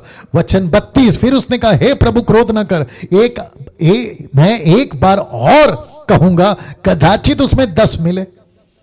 तो अब यहां पे मामला क्या कहते हैं, कहां से शुरू हुआ था? 50, फिर 45, 40, फिर 30, फिर 20, अब आकर अटक गया है 10 पे। क्या बात है। ये कन्वर्सेशन किससे होती है? स्वर्गदूत से। जरा सोच के देखिए, जिनका कॉन्सेप्ट स्वर्गदूत वाला है, ये तीन परमेश्वर, पिता पुत्र पवित्र आत्मा, एलोहिम, जिसको हम शुरू से कहते आ रहे हैं कि एलोहिम ने आदि में सृष्टि की। इन द बिगिनिंग गॉड, तो गॉड के जगह पे एलोहिम। अब परमेश्वर का दास अब्राहम, जिससे परमेश्वर दोस्त की तरह रेगुलर बात करता है, आदि हो चुका है बात कर कर कर, उसको कैसे गलतफहमी हो सकती है कि ये कौन लोग हैं? और बातचीत की चाल पकड़िए, आपको पता चल जाएगा। तो मुझे यहां पे एक स्टेटमेंट देने दीजिए कि ये स्वर्गदूत नहीं है, पहली बात। दूसरा, एक परमेश्वर और दो स्वर्गदूत, ये कॉन्सेप्ट को भी मैं नहीं मानता। तीसरा, जो कि कुछ लोग कहते हैं कि ये है ना, क्या कहते हैं, तीन परमेश्वर, मैं उसको लेके चलता हूं, जिसको मैं अभी बता चुका हूं, एलोहिम, और उसी के ऊपर हम बात करेंगे और उसी को लेकर चलेंगे। ओके, नाउ वचन 33, जब यहोवा इसको कहते हैं एक मार दो टुकड़ा, लिखा है जब यहोवा अब्राहम से बात कर चुका तब चला गया और अब्राहम अपने घर को लौट गया। तो लिखना चाहिए कि स्वर्गदूत चले गए और अब्राहम अपने घर चला गया, ऐसा नहीं है। लिखा है जब यहोवा चला गया। जी, जब यहोवा चला गया, जी, जब यहोवा चला गया, नॉट स्वर्गदूत चला गया। तो मुझे यहां पे वापस कहने दीजिए कि यह स्वर्गदूत नहीं है। जितने लोग अभी सुन रहे हैं, मैं आप सभी को कहना चाहता हूं, यह स्वर्गदूत नहीं है, यह परमेश्वर है, एलोहिम, पिता पुत्र पवित्र आत्मा। अब बहस करना है करो, मेरे अगेंस्ट में वीडियो बनाना है बनाओ, लेकिन जो बाइबल कहती है उसी को रख रहा हूं। कम से कम पढ़ते वक्त में मुझे यही तो पता लगा, आगे आपकी मर्जी, आपको क्या करना है आप देख लीजिएगा। नाउ दोस्तों, अब बात करते हैं अध्याय 19 की, और मैं जानता हूं कि वक्त थोड़ा जाएगा आज, बर्दाश्त कर लीजिएगा। लिखा है अध्याय 19 में, लूत की पत्नी से सबक सीखना।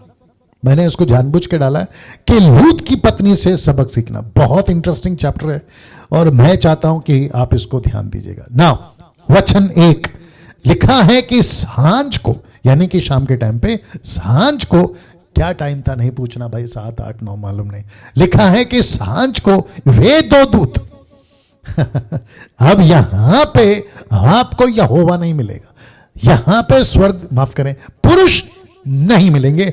अब आपको टोटल, जब तक आग नीचे नहीं आती, आपको स्वर्गदूत स्वर्गदूत स्वर्गदूत ही मिलेगा। तो लेखक ने गलती की? बिल्कुल नहीं। जैसा था वैसा लिखा, जैसा देखा वैसा भूला, तो उसको लिख रहा है ना। तो लिखा है कि सांझ को वे दो दूत सदोम के पास आए, और लिखा है लूत, मेरे को यह अच्छा लगा, बड़ा पहले पढ़ लेते हैं। लिखा है कि लूत सदोम के फाटक के पास बैठा था, not in the city, outside the city. वाह, वापस आते हैं अब आप लोग सोच रहे होंगे ऐसा क्यों, मैं आपको बताता हूं ऐसा क्यों। वो इसीलिए क्योंकि जब ये शहर के अंदर था ना, तो लूट में चला गया था, पता होगा ना आपको, लूट में चला गया था 14वें अध्याय में। लेकिन अब इसको थोड़ा सा पता चला कि यार शहर के अंदर नहीं, बाहर बैठना उचित है, और ये बैठा था बाहर। और ये क्वालिटी मुझे इसकी अच्छी लगी, ये क्वालिटी मुझे इसकी अच्छी लगी कि ये फाटक के पास बैठा था। एक ऐसा शहर जिसको कहते हैं सदोम और गमोरा, एक ऐसा शहर जहां परमेश्वर खुश नहीं है, एक ऐसा शहर जहां पाप बहुत है, एक ऐसा शहर जहां पर नैतिकता तो खत्म हो चुकी है। भयंकर पाप, मतलब आप कल्पना नहीं कर सकते उतना भयंकर पाप है।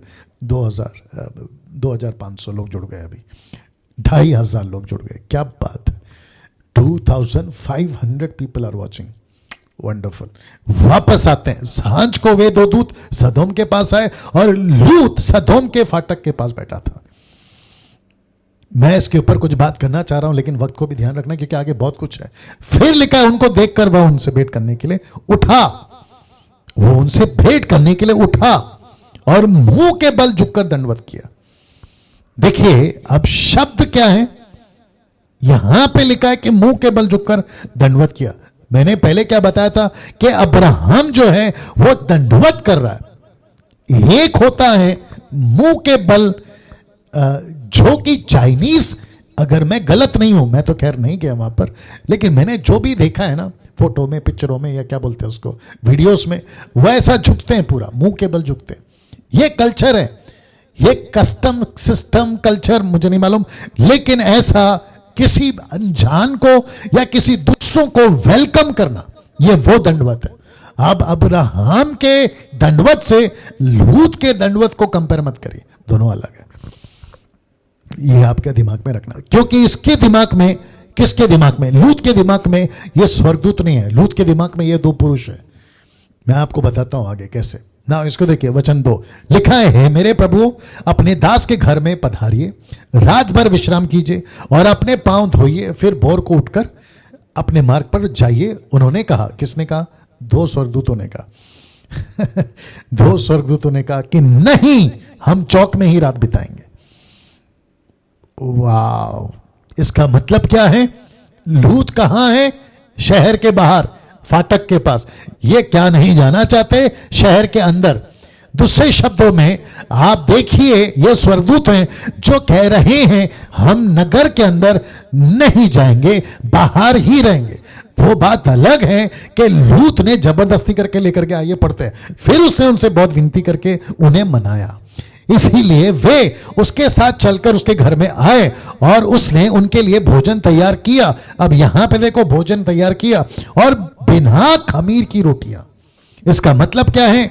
ओल्ड टेस्टमेंट में खमीर पाप को दर्शाता है, न्यू टेस्टमेंट में भी खमीर पाप को दर्शाता है, जो कि परमेश्वर खमीर को पसंद नहीं करता, जिसके चलते ये एक सीख हमें यहां पे मिलती है कि रोटी में किसी प्रकार का खमीर नहीं मिला होना चाहिए था। उसका जिक्र जो है यहां पर होता है और वही दर्शाता है कि एक बैलेंस, पवित्रता का, अच्छाई का, सच्चाई का ये लोग लेके चल रहे हैं ना। इसको देखिए, लिखा है कि बिना खमीर की रोटी बनाकर उनको खिलाई ना। घर के अंदर है, पाप के शहर में है, जहां पाप है वहां बैठे हुए, उसके बावजूद भी स्वर्गदूतों ने मैसेज दिया कि हम यहां पर कैसे लोग हैं और हमको कैसे रहना है और क्या खाना है। मैंने कल प्रचार किया कि बच्चों के लिए खाना, फैशन, कार्टून्स, ये सारी चीजें मैंने कल प्रचार किया था और काफी लोगों ने अप्रिशिएट किया उसको। मैं समझता हूं कि इसको भी आप लोग ध्यान में रखिएगा ना। वचन 4, उनके सो जाने से पहले, मतलब रात को सोने से पहले। अब यहां पे एक डेंजर चीज हो रही है, मैं आपको बताता हूं क्या लिखा है कि उनके सो जाने से पहले सदोम नगर के पुरुषों ने, जवानों से लेकर बूढ़ों तक, लिखा है जवानों से लेकर बूढ़ों तक। अब आप यहां शहर का पाप, शहर की मेंटालिटी, शहर कितना भयंकर बिगड़ा है, आप इसकी कल्पना यहां पे कर सकते हैं। मैं चाहता हूं कि आप उसको समझें ना। लिखा है, वरन चारों ओर के सब लोगों ने आकर उस घर को घेर लिया, चारों तरफ से घर को घेर लिया। लिखा है, जो पुरुष आज रात को तेरे पास आए हैं वे कहां हैं? कौन पुरुष? शब्द पे ध्यान दीजिए, पुरुष। वो पुरुष कहां हैं जो रात को या शाम को तेरे पास अभी आए हैं? उनको हमारे पास बाहर लिया कि हम उसके साथ में भोग करें, यानी कि गलत काम करें। अब आप लोग जानते हैं कि अमेरिका के अंदर या अदर कंट्रीज के अंदर कैसे कैसे पाप होते हैं और क्या क्या चीजें होती है, उसका एक झलक आपको यहां पे देखने को मिलेगा, और जिसके अंदर मैं डिटेल में नहीं जाना चाहता। तो ये नगर के लोग थे जिन्होंने ये हरकतें करी ना। इसको बात करते करते मैं चाहता हूं कि आपके दिमाग में मैं एक पिक्चर रखूं कि स्वर्गदूतों से पंगा नहीं लेना। मैं कुछ सेकंड इसको रख रहा हूं जी, इनसे पंगा नहीं लेना यह बहुत डेंजर है, यह बहुत डेंजर है। आपको याद होगा ना कि यीशु ने क्या कहा पतरस से, पतरस अपनी तलवार अंदर रख ले, अगर मैं चाहूं ना स्वर्गदूतों को आज्ञा दूंगा और 12 पलटन आ जाएंगे नीचे और ये जो मुझे मारने आए इनको पीस के रख देंगे। 12 पलटन कितने होते हैं आप अंदाजा भी नहीं लगा सकते। एक पलटन में कम से कम 6000 से भी ज्यादा। अब आप सोच के देखो, 12 पलटन 6 × 12 देख लो कितना होता है जी आप अभी सोचिए, स्वर्गदूतों से पंगा नहीं लेना चाहिए। नहीं, ठीक है, रहने दो। तो इसका मतलब है ये कहते हैं स्वर्गदूतों को बाहर भेजो, इनको एहसास तक नहीं है ये स्वर्गदूत हैं, पुरुष नहीं। ये बहुत डेंजर लोग हैं। आपको पता होगा ना कि आपका क्या कहते हैं उसके टाइम पर, पहला राजा 18 अध्याय 19 अध्याय मुझे याद नहीं आ रहा, एक स्वर्गदूत ने हजारों सिपाहियों को मारे, सिर्फ एक स्वर्गदूत ने। वैसे ही ये लोग 2 स्वर्गदूत हैं। अब आप सोच के देखिए क्या क्या कर सकते हैं और क्या किया मैं बताता हूं। लिखा है वचन 6 में, तब लूत उनके पास द्वार के बाहर गया, किवाड़ को अपने पीछे से बंद किया। मतलब उनको अंदर रखा स्वर्गदूतों को, ये बाहर आता है और वचन 7 कहता है, मेरे भाइयों ऐसी बुराई ना करो, ऐसी बुराई ना करो। सुनो, मेरी 2 बेटियां हैं जिन्हें अब एक पुरुष, जिन्होंने अब तक पुरुष का मुंह नहीं देखा, मतलब उनकी शादी नहीं हुई। इच्छा हो तो मैं उन्हें तुम्हारे पास बाहर ले आऊं, तुमको जैसा अच्छा लगे वैसा व्यवहार उनसे करो, इन पुरुषों से कुछ ना करो, क्योंकि ये मेरी छत तले आए हैं। मतलब देखिए उसका रिस्पेक्ट देखिए, किसके लिए? पुरुषों के लिए। लेकिन वो है कौन? स्वर्गदूत। किसने भेजा? परमेश्वर ने भेजा ना। इसको देखिए वचन, उन्होंने कहा हट जा। फिर वे कहने लगे, तू एक परदेसी होकर यहां रहने के लिए आया, अब न्यायी बन बैठा है। मतलब हमने तुझे क्या कहते हैं? रिफ्यूजी, परदेसी। तू यहां पर आया रिफ्यूजी बनकर, परदेसी बनकर। एक तो हम तेरे को रहने दे रहे हैं और ऊपर से तू हमारे ऊपर बॉसगिरी कर रहा है, न्याय कर रहा है।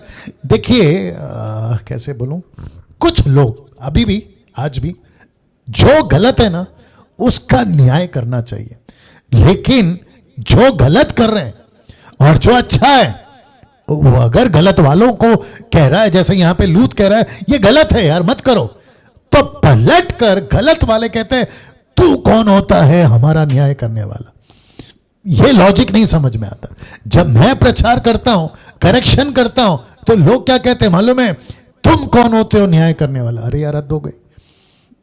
जब गलत है तो गलत को गलत बोलना न्याय नहीं बोलते उसको। मत्ती 7:1 मैं समझता हूं इतना फेमस हो गया लोगों को, डू नॉट जज अदर्स। अरे बाप रे, दूसरों का न्याय मत करो। मुझे नहीं समझ में आता। वचन को पहले समझो, बोल क्या रहे यीशु जी। आप नहीं समझे, उसको उठा सुठा कर कुछ भी बोल देते हैं। वैसे ही ये लोगों को जब लूत कह रहा है यार ये गलत है मत करो, उल्टा लूत को बोल रहे हैं ये खुद गलत है, काम गलत है, उसको पलट कर कह रहे कि तू कौन होता है न्याय करने वाला। ठीक है, कोई बात नहीं, जिस दिन प्रभु न्याय करेगा आपको तो पता चल ही जाएगा, लेकिन बस इतना है कि वो हमारे द्वारा आपको संभलने का मौका दे रहा है। आगे बढ़ते हैं। लिखा है, इसीलिए अब हम इनसे भी अधिक तेरे साथ बुराई करेंगे। और वे उस पुरुष लूत को बहुत दबाने लगे और किवाड़ तोड़ने के लिए निकट आए। वचन 10 लिखा है कि तब उन अतिथियों ने हाथ बढ़ाकर लूत को अपने पास घर में खींच लिया और किवाड़ को बंद कर दिया। किसने? स्वर्गदूतों ने। लेकिन पब्लिक के हिसाब से, वहां के लोगों के हिसाब से ये है पुरुष। वचन 11 लिखा है, उन्होंने क्या छोटे क्या बड़े सब पुरुषों को जो घर के द्वार पर थे अंधा कर दिया। अंत वे द्वार को टटोलते टटोलते थक गए। मेरे को अच्छा लगा ये वाला। ऐसा लिखा है कि स्वर्गदूतों ने उनको अंधा कर दिया, उन पुरुषों ने उनको अंधा कर दिया। और आपको पता है कि क्या क्या हुआ था एलीशा के टाइम पे, कि परमेश्वर ने चारों तरफ अग्निमय रथ, आग से भरे हुए स्वर्गदूत चारों तरफ खड़े किए थे, और जो दुश्मनाए थे ना उनको अंधा कर दिया था। परमेश्वर अपने स्वर्गदूतों को यह ताकत देता है। इसलिए मैंने क्या कहा था कि स्वर्गदूतों से पंगा नहीं लेना, स्वर्गदूतों से पंगा नहीं लेना। मैं कुछ दिमाग में आ रहा है, वक्त को ध्यान में रखते हुए बोलना चाहूंगा कि इब्रानियों किताब उसका पहला अध्याय वचन 10, 11, 12, 13, 14 बहुत आगे हो गया। ऐसा लिखा है कि जो उद्धार पाते हैं स्वर्गदूत नीचे आते हैं, स्वर्गदूत नीचे आते हैं और एक एक विश्वासी के ऊपर वो पहरेदारी करते हैं, रक्षा करते हैं। क्या बात है! इसका मतलब है कि स्वर्गदूतों को पृथ्वी पे हमको AK-47 या ब्लैक कमांडोस या ऐसे किसी प्रकार की VIP बॉडीगार्ड्स की जरूरत नहीं है। हमारे पास ऐसे बॉडीगार्ड्स हैं जो दिखते नहीं हैं लेकिन रक्षा जरूर करते हैं। और परमेश्वर कहता है कि मैंने उनको तुम्हारे लिए रखा है, मैंने रखा है। वाह, इंटरेस्टिंग ना। वापस आते हैं इसके ऊपर। ऐसा लिखा है कि अंधा कर दिया और वे द्वार को टटोलते टटोलते थक गए। मेरे को क्या पता चल रहा है पता है कि स्वर्गदूतों ने सिर्फ उनको अंधा नहीं किया, लेकिन उनके सामने से ना दरवाजा वही है लेकिन उनको मिल नहीं रहा है। क्या इंटरेस्टिंग है, दरवाजा वही है लेकिन उनको मिल नहीं रहा है। ऐसा लिखा है टटोलते टटोलते थक गए। कितनी देर चला नहीं मालूम, लेकिन टटोलते टटोलते थक गए। वचन 12 फिर उन अतिथियों ने लूत से पूछा, यहां तेरे कौन कौन है? दामाद, बेटे, बेटियां, नगर में तेरा जो कोई हो, उन सबको लेकर उस स्थान से निकल जा। क्यों? क्योंकि अब्राहम के साथ में बात किया था ना परमेश्वर ने, 50 है तो बचा लूंगा, 45 है तो बचा लूंगा, फिर 30, 20, 10। ये बात अलग है कि इनमें से एक भी ढंग का नहीं निकला। मैं बताऊंगा कैसे, ठीक है ना। अब स्वर्गदूत कहते हैं आपके जितने लोग हैं उनको लीजिए और आप यहां से निकल जाए। वचन 13, क्योंकि हम यह स्थान नष्ट करने पर हैं, इसलिए कि उसकी चिल्लाहट यहोवा के सम्मुख बढ़ गई है और यहोवा ने हमें इसका सत्यानाश करने के लिए भेजा है। परमेश्वर ने भेजा है, ये परमेश्वर नहीं है, परमेश्वर ने इन 2 स्वर्गदूतों को भेजा है। पॉइंट क्लियर हो गया ना।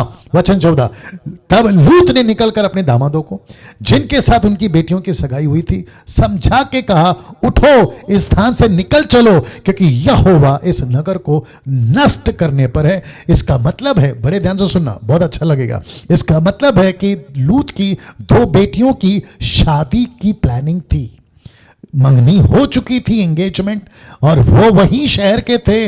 और ऐसा जान पड़ता है कि लूत का प्लानिंग था कि इसी शहर में बसने का। लेकिन बहुत ध्यान से सुनना, जैसे अब्राहम के पास परमेश्वर था और परमेश्वर का डर पे वो चलता था, लूत नहीं चला। साबित कैसे होता है? 2 बेटियों के दामादों को देखो, लिखा है पर वह अपने दामादों की दृष्टि में ठट्टा करने वाला जान पड़ा। मजाक उड़ा रहे वो लोग। बोला क्या बात करता है लूत, ऊपर से आग आएगी, परमेश्वर कौन है, यहोवा कौन है, यह शहर नाश हो जाएगा, कितना खूबसूरत है, यहां की हर चीज उपजाऊ है और यहां पर कितना अच्छा कुछ है। ऐसे कहते हुए, मजाक उड़ाते हुए ये दोनों दामाद पाए गए। इससे आप अंदाजा लगाइए कि कैसे दामाद से इसने अपनी बेटियों की शादी करी या प्लानिंग कर रहा है, माफ करें, और कैसी बेटियां हैं कि ऐसे लोगों से शादी करने के लिए तैयार हो रही है जो परमेश्वर को जानते तक नहीं और उसका मजाक उड़ा रहे। मैं आप कनेक्ट करूंगा आगे। वचन 15, जब पौ फटने लगी, मतलब ये टोटल कन्वर्सेशन में अच्छी खासी वक्त निकल गया। तब दूतों ने लूत से जल्दी करने को कहा और बोले, उठ, अपनी पत्नी, दोनों बेटियों को जो यहां है ले जा, नहीं तो तू भी इस नगर के अधर्म में भस्म हो जाएगा, नहीं तो तू भी मर जाएगा। वचन 16, पर वह विलंब करता रहा। इस पर उन पुरुषों ने उसका और उसकी पत्नी दोनों बेटियों के हाथ पकड़कर, क्योंकि यहोवा की दया उस पर थी, उनको निकालकर नगर के बाहर ले गया। अब ये नगर के बाहर है, सदोम और गमोरा के ये नगर के बाहर है, ये बात आपके दिमाग में रखिएगा। और जैसे ही वे बाहर निकले, वचन 17 देखे क्या लिखा है, और ऐसा हुआ कि जब उन्होंने उनको बाहर निकाला तब कहा, अपना प्राण लेकर भाग जा, पीछे की ओर ना ताकना। वापस आते हैं, पीछे की ओर नहीं ताकना। और लिखा है, तराई भर में ना ठहरना और उस पहाड़ पर भाग जाना, नहीं तो तू भस्म हो जाएगा। ये दूसरी बार वार्निंग दिया। अब इसको मैंने लाल में क्यों डाला? क्योंकि पीछे नहीं देखना, इसके ऊपर मैं कुछ बातें आपसे करूंगा, लेकिन फिलहाल आगे बढ़ते हैं। वचन 18, लूत ने उससे कहा, हे प्रभु ऐसा ना कर। वचन 19, देख तेरे दास पर तेरी अनुग्रह की दृष्टि हुई है और तूने इस पर बड़ी कृपा दिखाई कि मेरे प्राण को बचाया है, पर मैं पहाड़ पर भाग नहीं सकता। मैं पहाड़ पर भाग नहीं सकता, कहीं ऐसा ना हो कि कोई विपत्ति मुझ पर आ पड़े और मैं मर जाऊं। मैं पहाड़ पे नहीं भाग सकता। ठीक है ना, इसकी कमजोरी थी, बुढ़ा था, ताकत नहीं थी, XYZ, अपने को नहीं पता। लेकिन लिखा है जी, कमेंट बॉक्स पे नजर रखें, समीक्षा जी बोल रही हैं जी, लिखा है मैं भाग नहीं सकता, मुझ पर विपत्ति है और जिसके चलते मुझे जो है कोई प्रॉब्लम आ सकता है और मैं मर सकता हूं। ठीक है, वचन 20 देखते हैं, देख वह नगर ऐसा निकट है कि मैं वहां भाग सकता हूं और वह छोटा भी है, मुझे वहीं भाग जाने दे। क्या वह नगर छोटा नहीं है? मेरा प्राण बच जाएगा। अब आपको पता है ना अब्राहम के टाइम पे क्या हुआ था। जब अब्राहम ने कहा कि तेरे को जो ठीक लगता है ले ले, ये हमेशा शॉर्टकट मारता था, जो अच्छा है आंखों में दिखता है वो ले लेता था। यहां पर भी यही पता चला। स्वर्गदूत ने क्या कहा, आइए देखते हैं। उसने उससे कहा, देख मैंने इस विषय में भी तेरी विनती स्वीकार की है कि जिस नगर की चर्चा तूने की है उसको मैं नष्ट ना करूं। मतलब तू वहां पे भाग सकता, फुर्ती से वहां भाग जा, क्योंकि जब तक तू वहां ना पहुंचे तब तक मैं कुछ ना कर सकूंगा। इस कारण उस नगर का नाम सोआर पड़ा। सोआर पड़ा। ठीक है, आप जाइए, वहां पे भी तो कम से कम भागिए, लेकिन पीछे ही नहीं मुड़ना। ये तो हिदायत थी। वचन 23, लूत के सुवार के निकट पहुंचते ही सूर्य पृथ्वी पर उदय हुआ। सुबह का टाइम तो याद आ गया ना, रात भर खेल चला, सुबह का टाइम आ गया। तो लिखा है कि सूरज जो है वो पृथ्वी पर उदय हुआ। वचन 24, तब यहोवा ने अपनी ओर से सदोम और अमोरा पर आकाश से गंधक और आग बरसाई। वाह! मैं रिपीट कर दूं, ऊपर से, आकाश से परमेश्वर ने आग बरसाई। इसका मतलब मैं आपको बताता हूं, इसका मतलब है कि ये जो न्याय है ना, परमेश्वर की तरफ से भेजा गया। टोटल इसका गुस्सा दिखता है, परमेश्वर का गुस्सा दिखता है, परमेश्वर कितना छिड़ा है वो दिखता है, नगर को भस्म करने पर है वो दिखता है। इसलिए लिखा है कि सूरज तो निकला आग डालने के लिए, लेकिन वो उतना भी वेट नहीं करा, परमेश्वर ने खुद भेजा।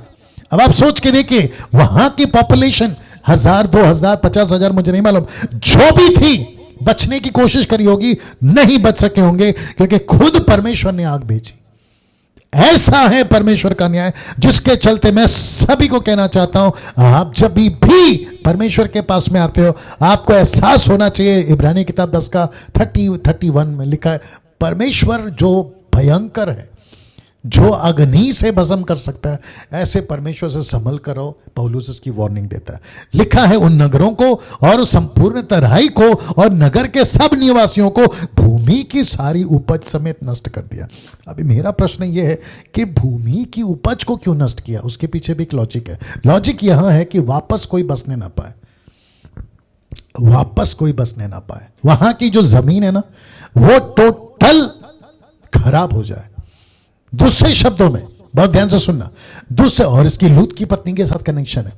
दूसरे शब्दों में, वो जो मट्टी है ना, वो नमक बन जाए। आपको याद होगा ना, यीशु ने क्या कहा कि अगर ऐसा नमक है जो स्वाद देते हैं, मनुष्य का काम आएगा, लेकिन ऐसा नमक बन जाओ जो मनुष्य के काम नहीं आएगा, तो मनुष्य क्या करेंगे? तुमको पैरों तले रौंदेंगे। तो ऐसा मट्टी मत बनिए, नमक से मेरा मतलब है मट्टी मत बनिए कि मनुष्य उसको रौंदे। और यही हो रहा है यहां पे, देख लीजिए, लिखा है कि भूमि की सारी उपज समेत नष्ट कर दिया।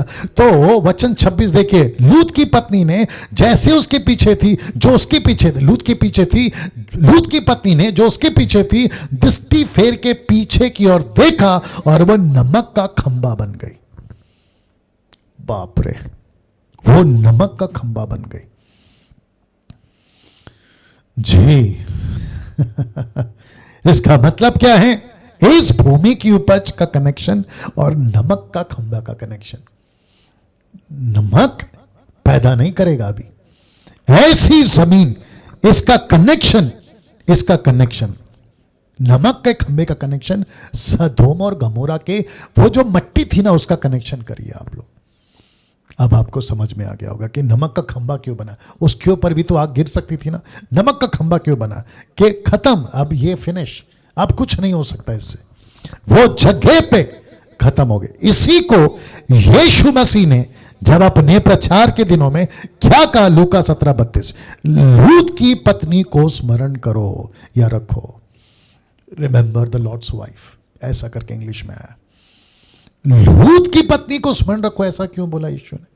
क्योंकि यीशु को भी पता था कि अंत के दिनों में, और याद रखो अंत के दिनों की टीचिंग दे रहे थे, अंत के दिनों में ऐसा होगा, बहुत सारे लोग नमक तो बनेंगे, चर्च में नमक जैसे दिखेंगे, लेकिन खंबे बनकर। लूत की पत्नी को स्मरण रखो। दो तरह के क्रिश्चियंस है, दूसरे शब्दों में दो तरह के नमक है। एक नमक जो दूसरों के काम आता है, एक नमक जो किसी के काम नहीं आते। लूत की पत्नी वैसी है, कोई काम की नहीं। ये जमीन, वापस दिखाता हूं, ये जमीन किसी काम की नहीं होगी, क्योंकि परमेश्वर ने जमीन तक को न्याय कर दिया था, नष्ट कर दिया था। मुझे नहीं पता कि आज की परिस्थिति क्या है, मुझे नहीं मालूम, वहां क्या है मालूम नहीं, लेकिन लिखा है लूत की पत्नी को याद रखो। जितने लोग अभी भी देख रहे हैं, मैं आप सभी को कहना चाहता हूं, यूट्यूब, फेसबुक, ये वीडियो जहां जहां चलेगा, मैं आप सभी को कहना चाहता हूं कि यीशु का ये स्टेटमेंट, लूत की पत्नी को स्मरण करो, रिमेंबर्स द लॉर्ड्स वाइफ, इसको नहीं भूलना। क्या याद दिलाती है, क्या सिखाती है कि तुम क्रिश्चियन तो हो, क्रिश्चियन से मेरा मतलब है Christ follower, not religions, Christ follower. तुम क्रिश्चियन तो हो, लेकिन क्या मतलब क्यों, कुछ भी नहीं। तुम ऐसी भीड़ हो जो दिखती है भरी हुई, लेकिन अंदर से खाली है। ऐसी भीड़ जो भेड़ नहीं है, सिर्फ भीड़ है। और आज परमेश्वर आपसे और मुझसे बात कर रहा है कि लूत की पत्नी जैसे पलट गई, नहीं पलटना। आपको पता है इसने क्या किया? स्वर्गदूत का, दूसरे शब्दों में परमेश्वर को, वचन को तिरस्कार किया, डिसोबीडियंस, आज्ञाकारी नहीं रही। और यीशु ने कहा कि अंत के दिनों में भी ऐसे लोग आएंगे जो आज्ञाकारी नहीं रहेंगे। जब चर्च के पास्टर कहते हैं, जब बाइबल टीचर कुछ कहते हैं, जब मैं आपसे अभी कुछ कह रहा हूं, ऐसे लोग आएंगे जो लूत की पत्नी की चाल चलेंगे, जो किसी की नहीं सुनेंगे, जिसको कहते हैं कि परमेश्वर को भी नहीं लेंगे और हल्के में लेंगे, लाइटली, अरे चलता है, अरे होता है, ऐसी वाली बात है। इसलिए यीशु ने कहा लूत की पत्नी को स्मरण रखो। मैं जानता हूं कि थोड़ा टाइम हो रहा है, बर्दाश्त कर लीजिए। वचन 27 लिखा है, भोर को अब्राहम उठकर उस स्थान को गया जहां वह यहोवा के सम्मुख खड़ा था। कौन? अब्राहम। और सदोम और अमोरा, उस तरह के सारे देश की ओर आंख उठाकर क्या देखा कि उस देश में से धधकती हुई भट्टी का सा धुआं उठ रहा है। और ऐसा हुआ कि जब परमेश्वर ने उस तरह के नगरों को जिनमें लूत रहता था उलट पुलट कर नष्ट किया, तब उसने अब्राहम को याद करके लूत को उस घटना से बचा लिया। तो ये बात तो अपने को समझ में आ गई कि लूत जो है वो बच गया, लेकिन उसकी पत्नी नहीं बच पाई। लेकिन मैंने आपको याद है ना कहा था कि हालांकि बचा कोई भी नहीं। मैं आपको बताता हूं कैसे। वचन 30, फिर लूत ने सुआर को छोड़ दिया। कौन सा सुआर? सुआर जहां पे वो बचने के लिए भागा था, छोटा सा पहाड़, उसने वहां से उसको छोड़ दिया। क्यों? पहाड़ पर अपनी दोनों बेटियों समेत रहने लगा, क्योंकि वह सुआर में रहने से डरता था। उसको डर लगता था कि यहां कुछ ना हो जाए। वो डरता था, कैसे बताऊं। इसको कहते हैं परमेश्वर को बिना पूछे काम करना। कभी यहां चला जाता हूं तो कभी वहां चला जाता हूं, कभी ऐसे कर लेता हूं तो कभी वैसे कर लेता हूं। इसको कहते हैं कि परमेश्वर का आज्ञाकारी नहीं था। इसलिए वह और उसकी दोनों बेटियां वहां एक गुफा में रहने लगी। केव्स, गुफा, वहां पे रहने लगी। अब यहां से हरकतें देखो कैसी चेंज हो रही है, और आपको पता चलेगा कि इनकी अपब्रिंगिंग कैसी थी। ये परमेश्वर को कितना पूछते थे, प्रार्थना का जीवन कैसा था, वचन में कितना चलते थे, नैतिकता में कितना चलते थे। अब्राहम टोटल और लूत टोटल अपोजिट है, ऐसे अपोजिट है ये। आइए देखते कैसे। और बच्चों को, यानी कि बेटियों को, जिसका मैंने कल टॉपिक पे बात किया था, इन्होंने बेटियों को क्या सिखाया वो भी पता चलेगा। वचन 31 लिखा है कि तब बड़ी बेटी ने छोटी से कहा, हमारा पिता बूढ़ा है और पृथ्वी भर या देश में कोई ऐसा पुरुष नहीं जो संसार की रीति के अनुसार हमारे पास आए। हमारे पास आए मतलब शादी करे, विवाह करे, बच्चे पैदा करे, ऐसा वाला कॉन्सेप्ट है। याद रखो कि या तो देश या तो पृथ्वी। इसका मतलब है कि उस वक्त जो उनकी नजर में या उनका जो देश था उसको उसने पृथ्वी का, जैसे कि कुछ लोग 1 कुरिन्थियों 14:2 कहते हैं कि ऐसी भाषा जो कोई मनुष्य नहीं समझता उसको उठाकर पता नहीं क्या क्या टीचिंग बनाए। फिर कभी बात करेंगे उसके ऊपर। वापस आते हैं, यहां पर लिखा है कि हमारा पिता बूढ़ा, पृथ्वी भर में या देश में कोई ऐसा पुरुष नहीं जो संसारिक रीति के अनुसार हमारे पास आए। वचन 32 इसीलिए आपस में कौन बात कर रही हैं? दो बहनें आपस में बात कर रही हैं कि इसलिए हम अपने पिता को दाखमधु यानी कि शराब पिलाकर उसके साथ सोएं या गलत काम करें जिसके हम अपने पिता को, वंश को बचा रखें ना। इसके ऊपर मैंने आज डाला था कि क्या ये दो बेटियों ने गलत किया, पाप किया। इसके ऊपर ना 2-3 कॉन्सेप्ट देता हूं, आप देखिए कैसा लगता है। सबसे पहली बात, यहां पे मूसा का व्यवस्था नहीं आया था कि बाप बेटी से या बेटी बाप से शादी कर सकते कि नहीं, ऐसा कोई लॉ नहीं था। जिसको कहते हैं कॉन्शियस पीरियड यानी कि विवेक युग, एक ऐसा दिमाग में जिसके थोड़ा प्राइटी बड़ा गर्म हो रहा है जी, जिसके दिमाग में जैसा ठीक लगता था वो वैसा करते थे। इसको कहते हैं विवेक युग, इसको कहते हैं कॉन्शियस पीरियड। लॉ नहीं था। तो एक कॉन्सेप्ट ये है ना। दूसरा जो मुझे लगता है बहुत स्ट्रांगली, वो यहां था कि जब इनको पता चला कि इस शहर में ऐसा कोई पुरुष नहीं है। इनका बेस्ट तरीका क्या था? प्रार्थना में बैठना, प्रार्थना करना, प्रभु से पूछना। लेकिन मैंने आपको कहा ना, एक तरफ इनका जो अपब्रिंगिंग है, यानी कि वचन में लेके चलना, ये टोटल जीरो है।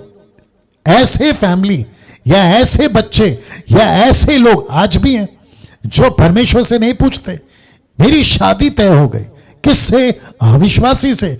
बोला क्यों? लड़का अमेरिका का है, लड़का यूरोप का है, बिजनेसमैन है, लेकिन अविश्वासी हुआ तो क्या हुआ? बाद में उसको विश्वासी बना देंगे। ऐसे कितने लड़कियां अपनी जिंदगी खराब कर बैठी, या ऐसे कितने लड़के अपनी जिंदगी खराब कर बैठे। साथ ही साथ एक और लाइन बोल देता हूं, अगर आप मिनिस्टर हैं, मतलब प्रभु के सेवक हैं, पास्टर हैं, इवेंजलिस्ट हैं, बाइबल टीचर है या सेवकाई करना चाहते हैं, आपको जब भी शादी करना है ना, तो परमेश्वर के वचन के, परमेश्वर के योजना के, उसकी इच्छा के मुताबिक ही करना। नहीं तो पता चला आपकी स्पीड मिनिस्ट्री में और लड़की जिससे आपने शादी की उसकी स्पीड आगे पीछे हो जाएगी और आप सेविकाई नहीं कर पाओगे। जी, आप सेविकाई नहीं कर पाओगे। इसलिए बहुत जरूरी है, मैं वापस कहता हूं, इनको क्या करना था? बैठना था प्रभु के पास में। ठीक है, जिस देश में हम रहते हैं वहां का कानून ऐसा नहीं है कि बाप बेटी से, बेटी बाप से शादी कर सकते, नहीं कर सकते, ऐसा कोई कानून नहीं है। बात अलग है। मैंने बीच में कहा था कि ब्राजील में लेटेस्ट न्यूज है, एक ऐसा लॉ पास हुआ है कि अगर लड़की 18 साल की हो जाती है और अगर वो अपने बाप से, यानी कि बाप की उम्र से, जो उसका बाप का उम्र का होगा, उससे शादी करना चाहे तो वो कानून वहां पे अलाउ कर रहा है। Can you believe this? वैसे ही यहां पे ये लड़कियों को पता चला इस देश में कोई ऐसा आदमी नहीं है जिसके द्वारा हम वंश को बढ़ा सकते हैं, तो इसने बाप को दारू पिलाई। और अब बाप को देखो कैसा है, एक तरफ मां ऐसे निकले, दूसरी तरफ बच्चे ऐसे निकले, और तीसरी तरफ बाप कैसे निकला देखो। इसलिए हम अपने पिता को दाख मधु पिलाकर उसके साथ सोएं, जिससे कि हम अपने पिता के वंश को बचाए रखें। 33 अंत उन्होंने उसी दिन रात के समय अपने पिता को दाख मधु पिलाया। तब बड़ी बेटी जाकर अपने पिता के पास लेट गई, पर उसने ना जाना कि वह कब लेटी और कब उठ गई। अब बाप को देखो कैसा है, एक तरफ मां ऐसी, दूसरी तरफ बेटियां ऐसी, और तीसरी तरफ बाप ऐसा। मुझे बताओ, अब्राहम का कन्वर्सेशन 50 धर्मी है, 45, 40, 30, 20, 10। अब मुझे आप लोग बताइए, क्या इसकी फैमिली में एक भी ढंग का है? मैं रिपीट कर दूं, क्या एक भी ढंग का है? आपको इस टोटल फैमिली में, परिवार में, आपको परमेश्वर कहीं पे भी दिख रहा है? इनको करना क्या था? दोनों बेटियों को या दोनों बहनों को, आओ प्रार्थना करते। जो अंकल का परमेश्वर है, अंकल कौन? अब्राहम। जो अंकल का परमेश्वर है, चाचा, अंकल, जो भी बोलना चाहे, उसके परमेश्वर को पूछते हैं। खैर फोन तो नहीं था तो अब्राहम को कॉल करके पूछते क्या करें।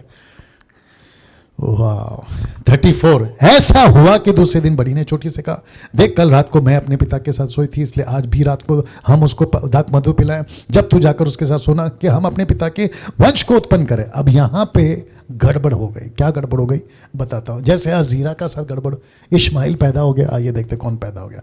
अंत 35 अंत उन्होंने उस दिन भी रात के समय अपने पिता को दाख मधु पिलाई। छोटी बेटी जाकर उसके साथ लेट गई, पर उसके भी सोने उठने के समय का ज्ञान ना था। ऐसा दारू पिया था आदमी ने। अब आप सोच के देखिए। 36 इस प्रकार से लूत की दोनों बेटियां अपने पिता से गर्भवती हुई। अब बच्चे पैदा कैसे हो रहे देखो।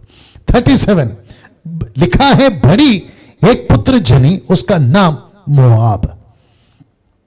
मैं आपको बताता हूं, मोआब और अमोनी, ये दोनों के दोनों, इसलिए लिखे ना अमोनी वंशियों, ये दोनों के दोनों जाति, नेशंस हमेशा इज़राइल के लिए दुश्मन ही बने। बच्चे किसके हैं? लूत के। पैदा किसने करवाया? लूत की बेटियों ने। वंश किसके ने? लाइन से या फैमिली से? अब्राहम के। See this? नाउ एक बड़ी, लिखा है बड़ी एक पुत्र जनी, उसका नाम मोआब अर्थात पिता का वीर रखा। वह मोआब नामक जाति का जो आज तक मूल पिता हुआ। छोटी बेटी भी एक पुत्र जनी, उसका नाम बेन्नी अर्थात मेरे कुटुंबी का बेटा रखा। वह अमोनियो वंश का भी का जो आज तक है मूल पिता। और मूसा इसको अच्छे से जानता है। मूसा छोड़ो, 6 लाख लोग अच्छे से जानते, मोआबी और अमोनी ये हमारे दुश्मन है। तो एक गलती या फिर एक गलत डिसीजन परमेश्वर को पूछ सकते थे, नहीं पूछा और ऐसे बच्चे पैदा हो गए। दोस्तों, अजीजों, परमेश्वर के लोगों, आपने क्या सीखा आज? क्या कुछ नहीं है इस पुस्तक में। परमेश्वर का अनुग्रह आपके बीच में ये सभी चीजें रख पा रहा हूं और मैं परमेश्वर का धन्यवाद देता हूं कि आप लोग सीख रहे हैं और प्रभु के वचन में बढ़ रहे हैं। कल 20वें अध्याय और 21वें अध्याय से बात करेंगे, तो खूब शेयर करिए, मेरे चैनल को सब्सक्राइब करिए, दूसरों को रिकमेंड करवाइए, पेज को लाइक करिए मसीह मंथन के, और ग्रुप से जुड़िए टेलीग्राम ऐप से, और जितनी तादाद में परमेश्वर के राज्य में बढ़ सकते हैं जरूर बढ़िएगा। कल ठीक 8 बजे मुलाकात होगी। अपना ख्याल रखिएगा। जय मसीह।